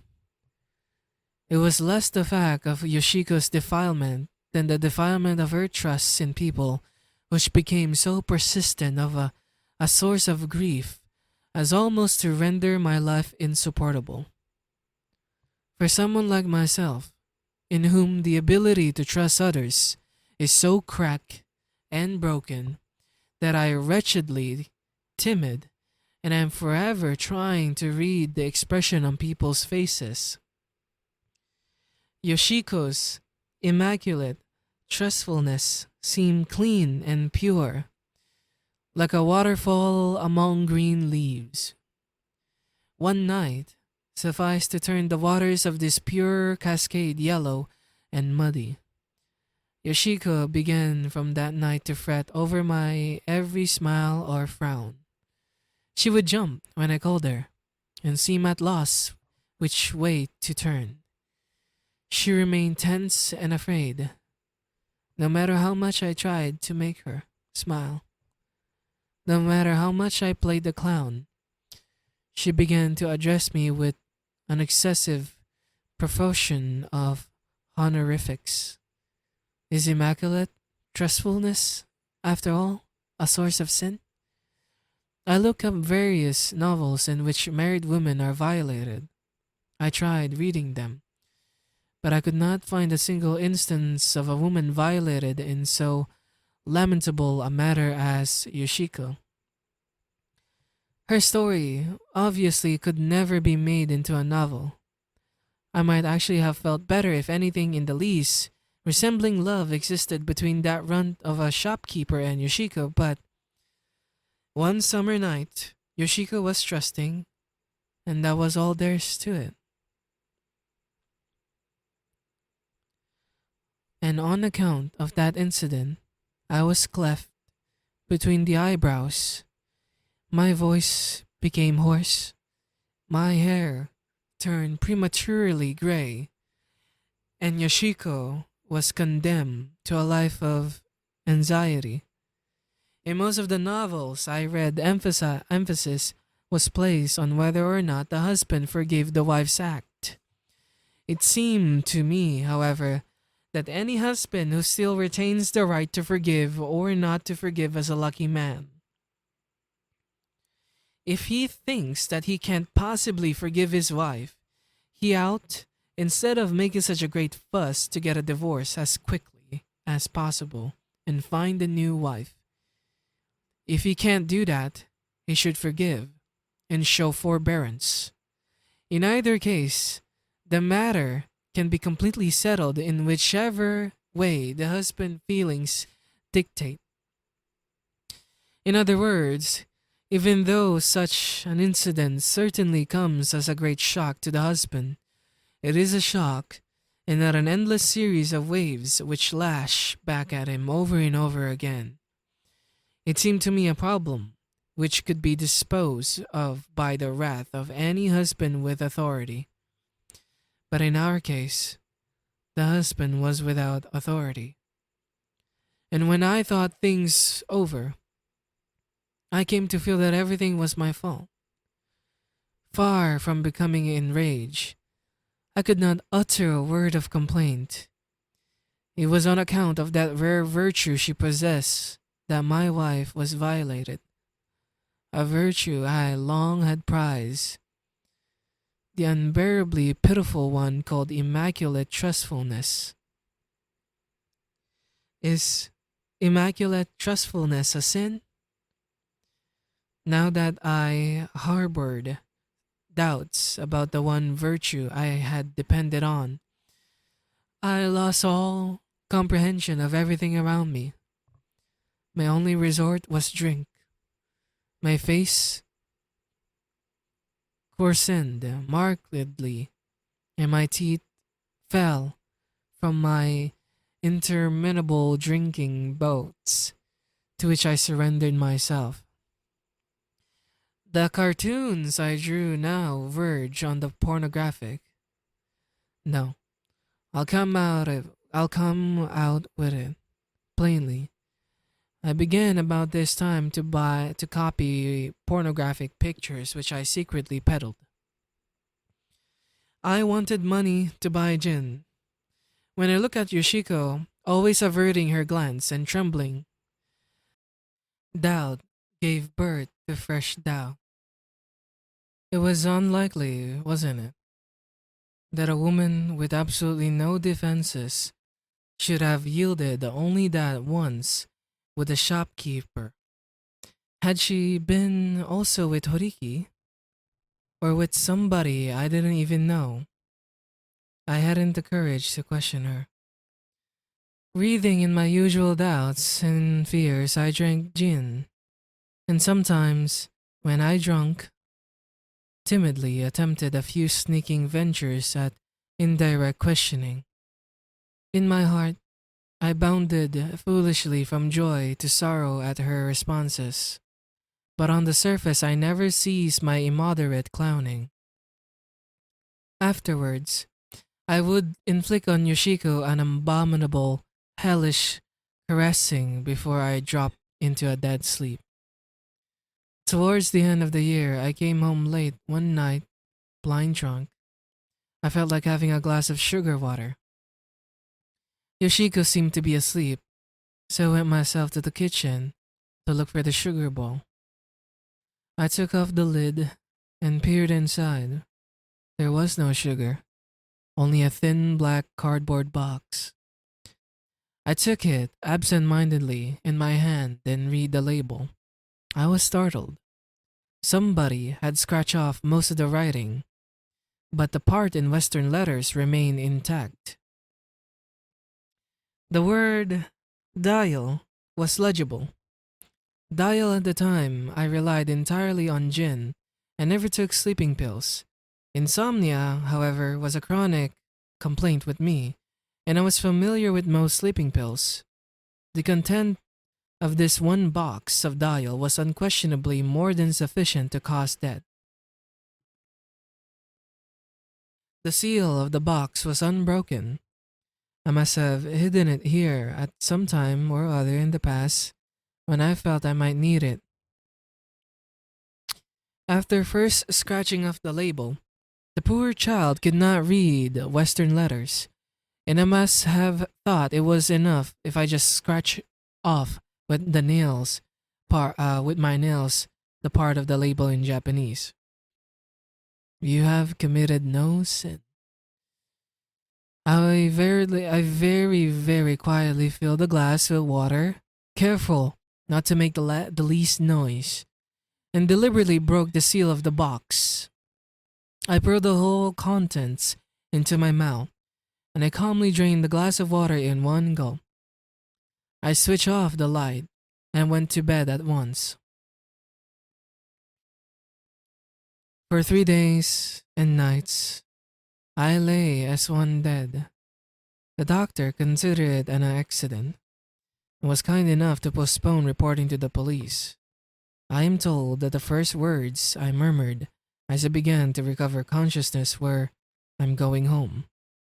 It's not clear, even to myself, what place I meant by home, but in any case, these were the words I said, accompanied, I was told, by profuse weeping. Gradually, the fog cleared, and when I regained consciousness, there was Flatfish sitting at my pillow. A most unpleasant expression on his face. The last time was also at the end of the year, wasn't it? He always chooses the end of the year, just when everybody is frantically busy. He'll prove the death of me if he keeps on doing such things. The madam of the bar in Kyobashi was the recipient of Flatfish discourse. I called Madam. "What have you come to?" She held her smiling face directly over mine as she spoke. I burst into tears. "Take me away from Yoshiko." The words came as a surprise even to myself. The madam rose to her feet and breathed a barely audible sigh. Then I made an utterly unpremeditated slip of the tongue, one so comic, so idiotic, that it all defies description. I said, "I'm going somewhere where there aren't any women." Flatfish was the first to respond with loud guffaws. The madam tittered. In the midst of my tear, I turned red and smiled despite myself. "An excellent idea," said Flatfish, still continuing his inane laughter.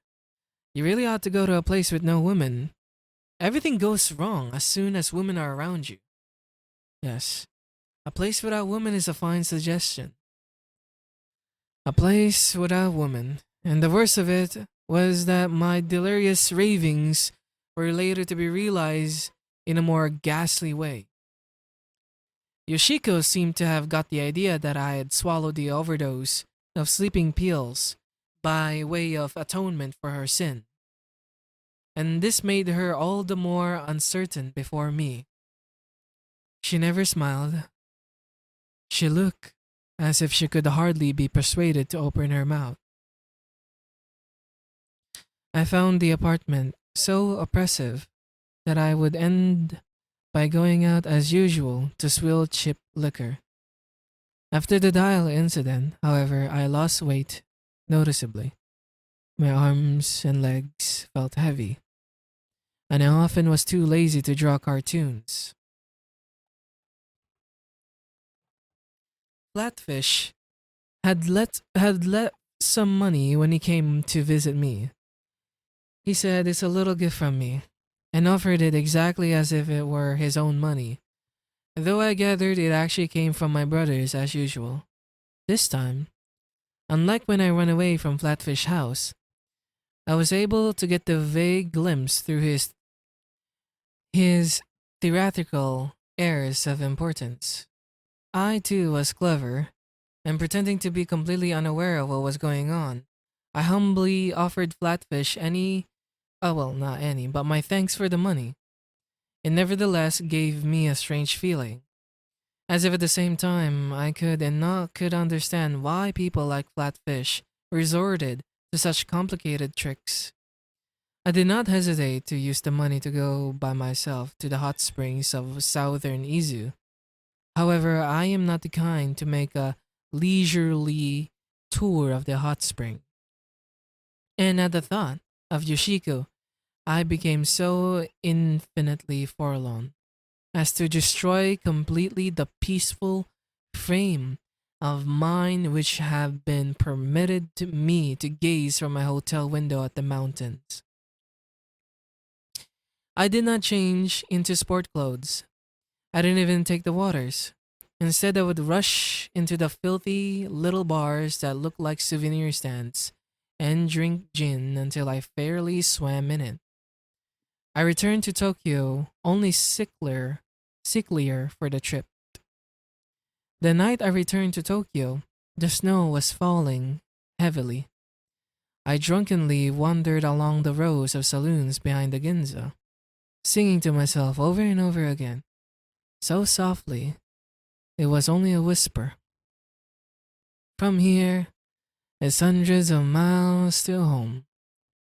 From here, it's hundreds of miles to home. I walk along, kicking with the point of my shoes the snow which was accumulating. Suddenly I vomited. This was the first time I had brought up blood. It formed a big rising sun flag in the snow. I squatted there for a while. Then with both hands I scooped up snow from places which were still clean and washed my face. I wept. Where does this little path go? Where does this little path go? I could hear indistinctly from the distance, like an auditory hallucination, the voice of a little girl singing, "Unhappiness. There are all kinds of unhappy people in this world. I suppose it would be no exaggeration to say that the world is composed entirely of unhappy people. But those people can fight their unhappiness with society fairly and squarely. And society, for its part, easily understands and sympathizes with such struggles. My unhappiness stemmed entirely from my own vices. I had no way of fighting anybody.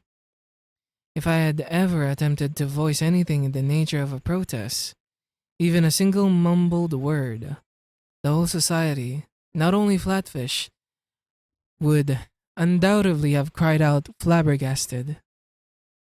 Imagine the audacity of him talking like that. Am I what they call an egoist? Or am I the opposite? A man of excessively weak spirit? I really don't know myself. But since I seem in either case to be a mass of vices, I drop steadily, inevitably, into unhappiness. And I have no specific plan to starve off my descent. I got off from the snowbank with the thought, I ought to get the proper kind of medicine without delay. I went into a pharmacy nearby. The pro-preatress and I exchanged looks as I entered.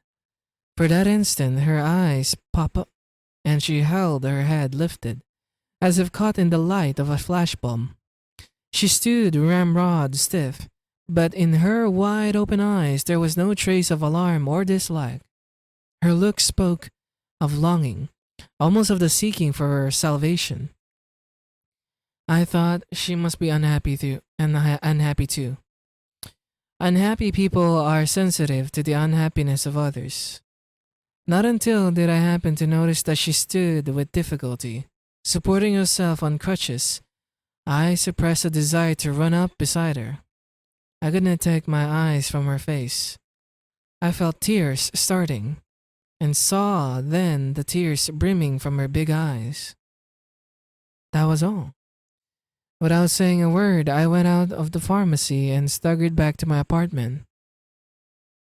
I asked Yoshiko to prepare a salt solution. I drank it. I went to sleep without telling her anything. The whole of the following day I spent in bed, giving excuses, a lie to the effect that I felt a cold coming on. At night, my agitation over the blood I had secretly coughed became too much for me, and I got out of bed, and I went to the pharmacy again. This time, I confessed with a smile to the woman what my physical conditions was. In humble tones, I asked her advice. "You have to give up drinking," she said. "We were like blood relatives. I may have alcoholic poisoning, I still want to drink." "You mustn't. My husband used to soak himself in liquor in spite of his TB. He claimed that he killed the germs with liquor. That's how he shortened his life. I feel so on edge I can't stand it. I'm afraid I'm no good for anything. I'll give you some medicine, but please cut out the drinking at least." She was a widow with an only son. The boy had been attending a medical school somewhere in the provinces, but was now on leave of absence from school with the same illness that killed his father. Her father-in-law lay abed in the house with a palsy. She herself had been unable to move one side of her body since she was 5, when she had infantile paralysis. Hobbling here and there in the shop on her crutches, she selected various medicines from the different shelves and explains what they were. "This is a medicine to build your blood. This is a serum for vitamin injections. And here is the hypodermic needle. These are calcium pills. This is diastase to keep you from getting an upset stomach." Her voice was full of tenderness as she explained each of the half-dozen medicines. The affection of this unhappy woman was, however, to prove too intense. At the last, she said, "This is a medicine to be used when you need a drink so badly you can't stand it." She quickly wrapped the little box. It was morphine. She said it was no more harmful than liquor, and I believe her.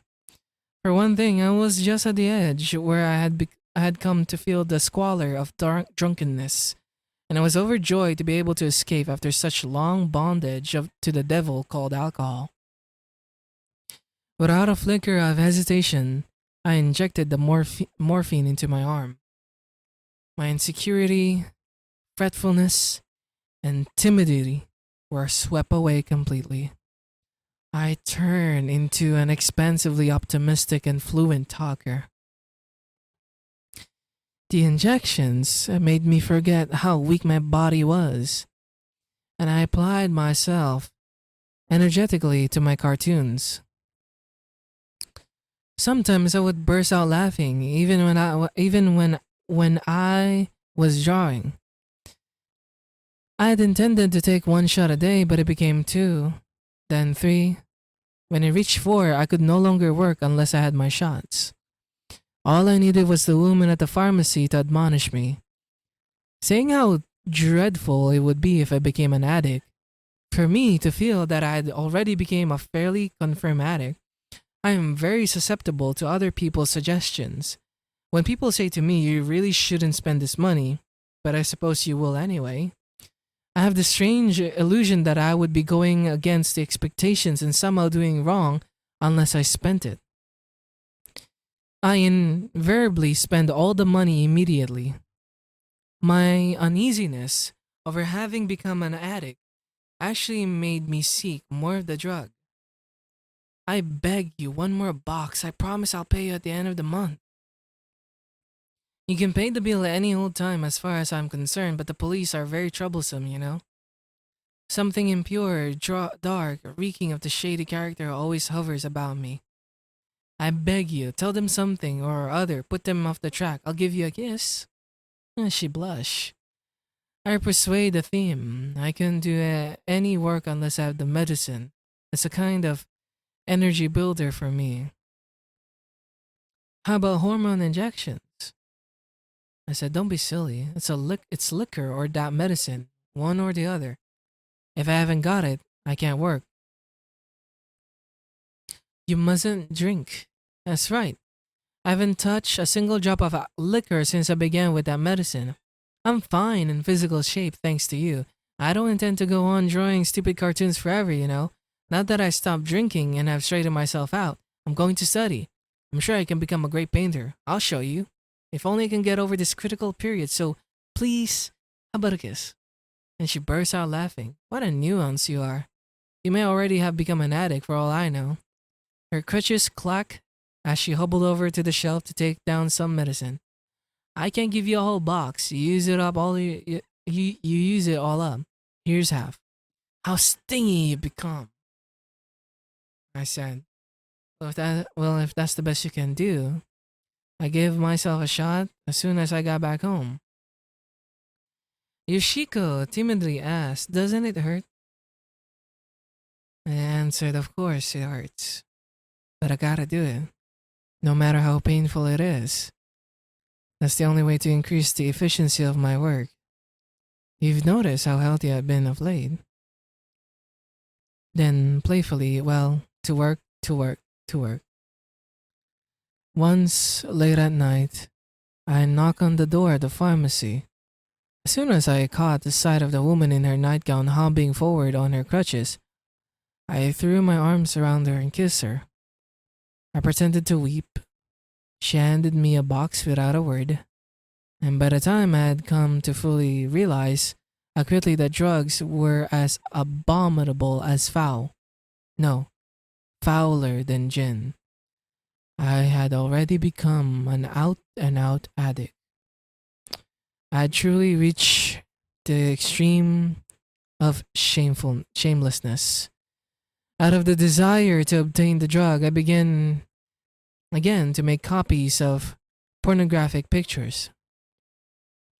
I also had what might actually literally be called a very ugly affair with a crippled woman from the pharmacy. I thought, I want to die.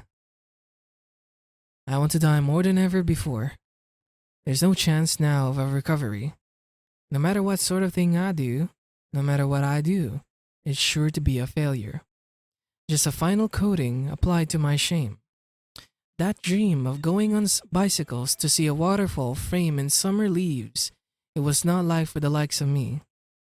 All that can happen now is that one foul, humiliating sin will be piled on another, and my sufferings will become only the more acute. I want to die. I must die.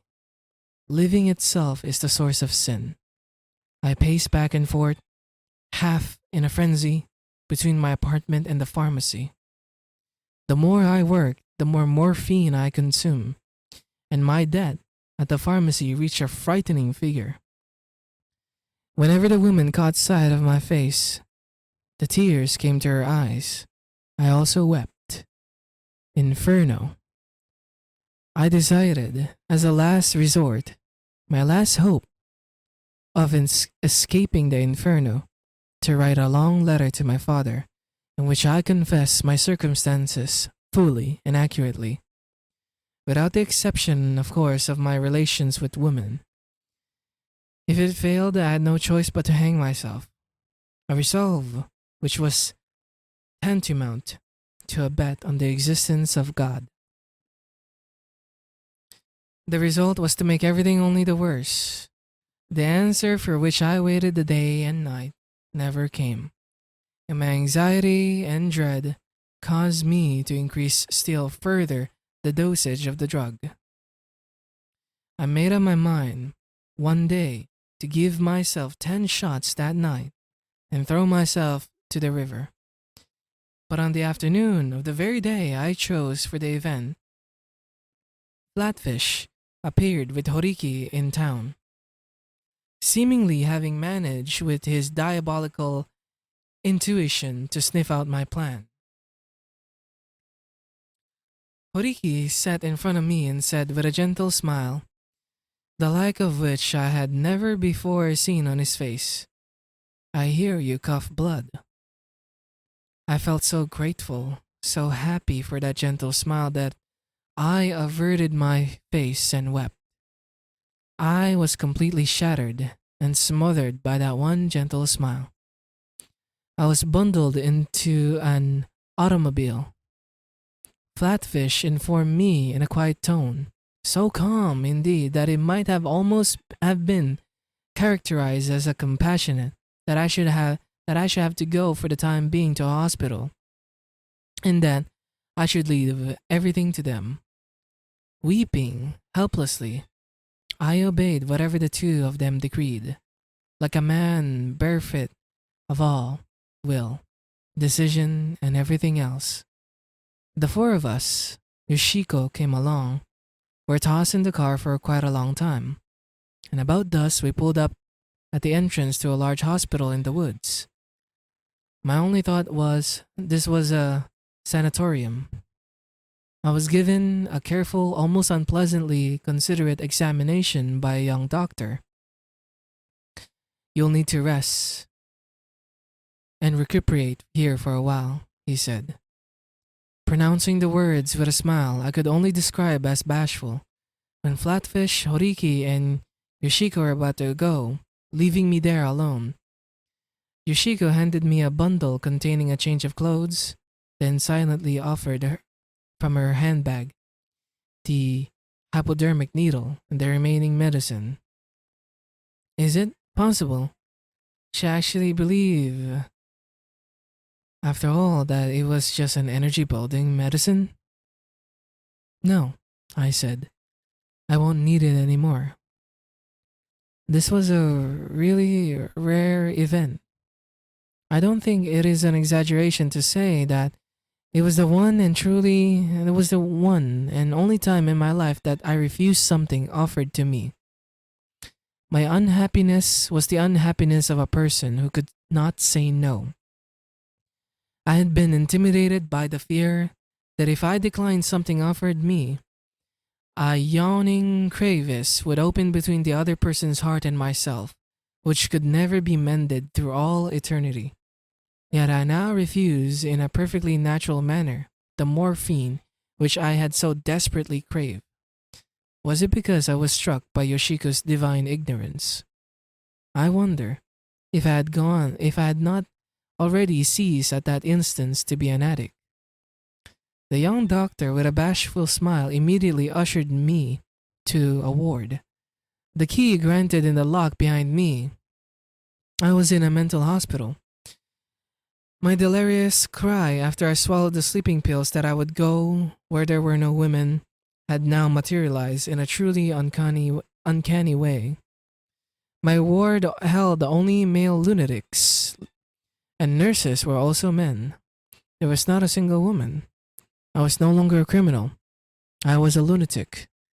But no, I was definitely not mad. I have never been mad for even an instant. They say, I know, that most lunatics claim the same thing. What it amounts to is that the people who get put into this asylum are crazy, and those who don't are normal. God, I ask you, is non-resistance a sin? I had wept at that incredibly beautiful smile Horiki showed me, and forgetting both prudence and resistance, I had got into the car that took me here, and now I had become a madman. Even if released, I would be forever branded on the forehead with the word madman, or perhaps reject, disqualified as a human being. I had now ceased utterly to be a human being. I came at the beginning of summer. Through the iron bars, over the windows, I could see water lilies blossoming in the little pond of the hospital.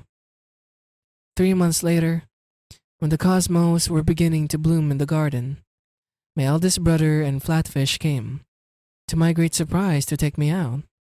My brother informed me in his habitually serious, strained voice that my father had died of a gastric ulcers at the end of the previous month. We won't ask any questions about your past, and we'll see to it that you have no worries as far as your living expenses are concerned. You won't have to do anything. The only thing we ask is that you leave Tokyo immediately. And I know you undoubtedly have all kinds of attachments here. But we want you to begin your convalescence afresh in the country. He added that I need not worry about my various commitments in Tokyo.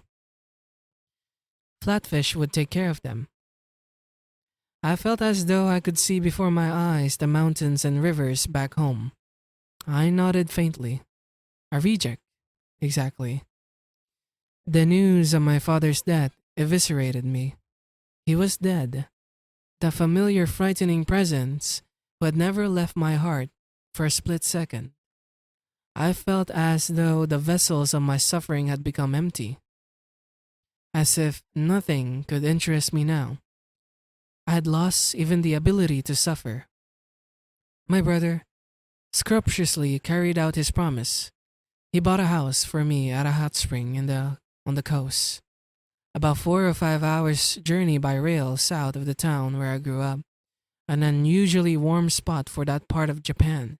The house, a thatch-covered, rather ancient-looking structure, stood on the outskirts of the village. It had 5 rooms. The walls were peeled, and the woodwork was so worm-eaten as to seem almost beyond all possibility of repair. My brother also sent to look after me an ugly woman close to 60 with a horrible rusty hair. Some 3 years have gone by since then. This interval I have several times been violated in a curious manner by the old servant. Once in a while we quarrel like husband and wife. My chest ailment is sometimes better, sometimes worse. My weight fluctuates accordingly. Occasionally, I cough blood. Yesterday, I sent Tetsu, the old servant, off to the village to buy some sleeping pills. She came back with a box rather different in shape from the one I'm accustomed to, but I paid it in no particular attention. I took 10 pills before I went to bed, but was surprised not to be able to sleep at all. Presently, I was seized with a cramp in my stomach. I rushed to the toilet 3 times in succession with a terrible diarrhea. My suspicions were aroused. I examined the box of the medicine carefully. It was a laxative. As I lay on my bed staring at the ceiling, a hot water bottle on my stomach, I wondered whether I ought to complain to Tetsu. I thought of saying, "These aren't sleeping pills, they are laxative." But I burst out laughing. I think, reject must be a comic noun. I had taken a laxative in order to go to sleep. Now, I have neither happiness nor unhappiness. Everything passes. That is the one and only thing I have thought resembled the truth in the society of human beings where I have dwelled up to now as in a burning hell. Everything passes. This year, I am 27. My hair has become much grayer. Most people will take me for over 40. Prologue. I never personally met the madman who wrote these notebooks. However, I have a bare acquaintance with the woman who, as far as I can judge, figures in these notebooks as the madam of a bar in Kyobashi. She is slightly built, rather sickly-looking woman with narrow, tilted eyes and a prominent nose. Something hard about her gives you the impression less of a beautiful woman than of a young handsome man. The events described in the notebooks seem to relate mainly to the Tokyo of 1930 or so, but it was not until about 1935, when the Japanese military clique was first beginning to rampage in the open, that friends took me to the bar and I drank highballs there 2 or 3 times. I was never able, therefore, to have the pleasure of meeting the man who wrote the notebooks. However, this February, I visited a friend who was evacuated during the war to Funahashi in Chiba Prefecture. He is an acquaintance from university days and now teaches at a women's college.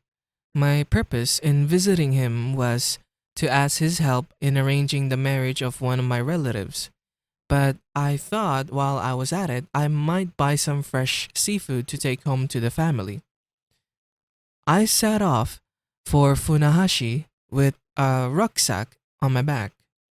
Funahashi is a fairly large town facing a muddy bay. My friend had not lived there long, and even though I asked for his house by the street and number, nobody seemed able to tell me the way. It was cold, and the rucksack hurt my shoulder. Attracted by the sound of a record of violin music being played inside of a coffee shop, I pushed open the door and I vaguely remembered having seen the madam. I asked her about herself and discovered she was, in fact, the madam of the bar in Kyobashi I had visited 10 years before. When this was established, she professed to remember me also, and we expressed exaggerated surprise and laughed a great deal. There were many things to discuss even without resorting, as people always did in those days, to questions about each other's experiences, during their air raids. I said, "You haven't changed a bit." And she replied back, "No, I'm an old woman already. I creak at the joints. You're the one who looks really young." I felt flattered at the moment, and I answered to her, "Don't be silly, please. I got 3 children now, and I've come today to buy them some seafood." We exchanged these and other greetings appropriate to long separated friends and asked for news of mutual acquaintances. The madam suddenly broke off to ask, in a rather different tone, if by chance I had ever known Yozo. I answered that I never had, whereupon she went inside and brought out 3 notebooks and 3 photographs, which she handed to me. She said, "Maybe they'll make good material for a novel." I can never write anything when people force material on me, and I was about to return the lot to her without even examining it. The photographs, however, fascinated me, and I decided, after all, to accept the notebooks. I promised to stop by again on the way back and ask her if she happened to know where my friend lived. As a fellow newcomer, she knew him, and sometimes, in fact, he even patronized her shop. His house was just a few steps away. And that night, after drinking for a while with my friend, I decided to spend the night, and I became so immersed in reading the notebooks that I didn't sleep a wink till morning. The events described took place years ago, but I felt sure that people today would still be quite interested in them. I thought that it would make more sense if I asked some magazine to publish the whole thing as it was, rather than attempt any clumsy improvements. The only souvenirs of the town I could get for my children were some dried fish, and I left my friend's house with my rucksack still half empty, and stopped by the coffee shop. I came to the point at once. I wonder if I could borrow these notebooks for a while. And she said, "Yes, of course." And I asked, is the man who wrote them still alive? And the reply that I got was, I haven't had any idea. About 10 years ago, somebody sent me a parcel containing the notebooks and the photographs to my place in Kuyobashi. I'm sure it was Yozo who sent it, but he didn't write his address or even his name on the parcel. It got mixed up with other things during the air raids, but miraculously enough for the notebooks were saved. Just the other day, I read through them for the first time. I asked her, did you cry? She said, no, I didn't cry. I just kept thinking that when human beings get that way, they're no good for anything. It's been 10 years. I suppose he may be dead already. He must have sent the notebooks to you by way of thanks. Some parts are rather exaggerated, I can tell.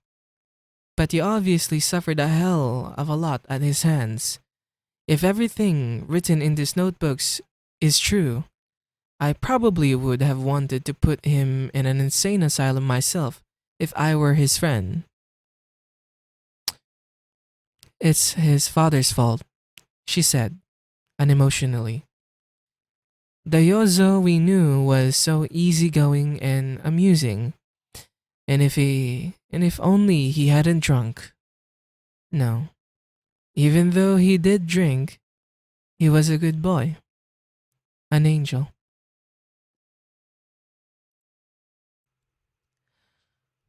Thank you for listening to No Longer Human by Osamu Dazai. If you made it all the way to the end, I genuinely appreciate your time and presence. This isn't the kind of story you just listen to casually. It's dark, it's vulnerable, it's painfully honest, and maybe that's why it feels so important. While recording this, I found myself slowing down a lot, and not just because of the language or the weight of Desai's words, but because sometimes I had to stop and just feel, you know. I've read a lot of books, but for me, few have hit as deeply as this one. I also want to apologize sincerely for the stutters, pauses, and imperfections in my reading. I think you are already aware that I am not a trained narrator, and there were moments when I struggled to hold the tone or to keep my voice steady, and as well as some mispronunciation. I hope you can forgive those moments and instead hear the heart behind the effort.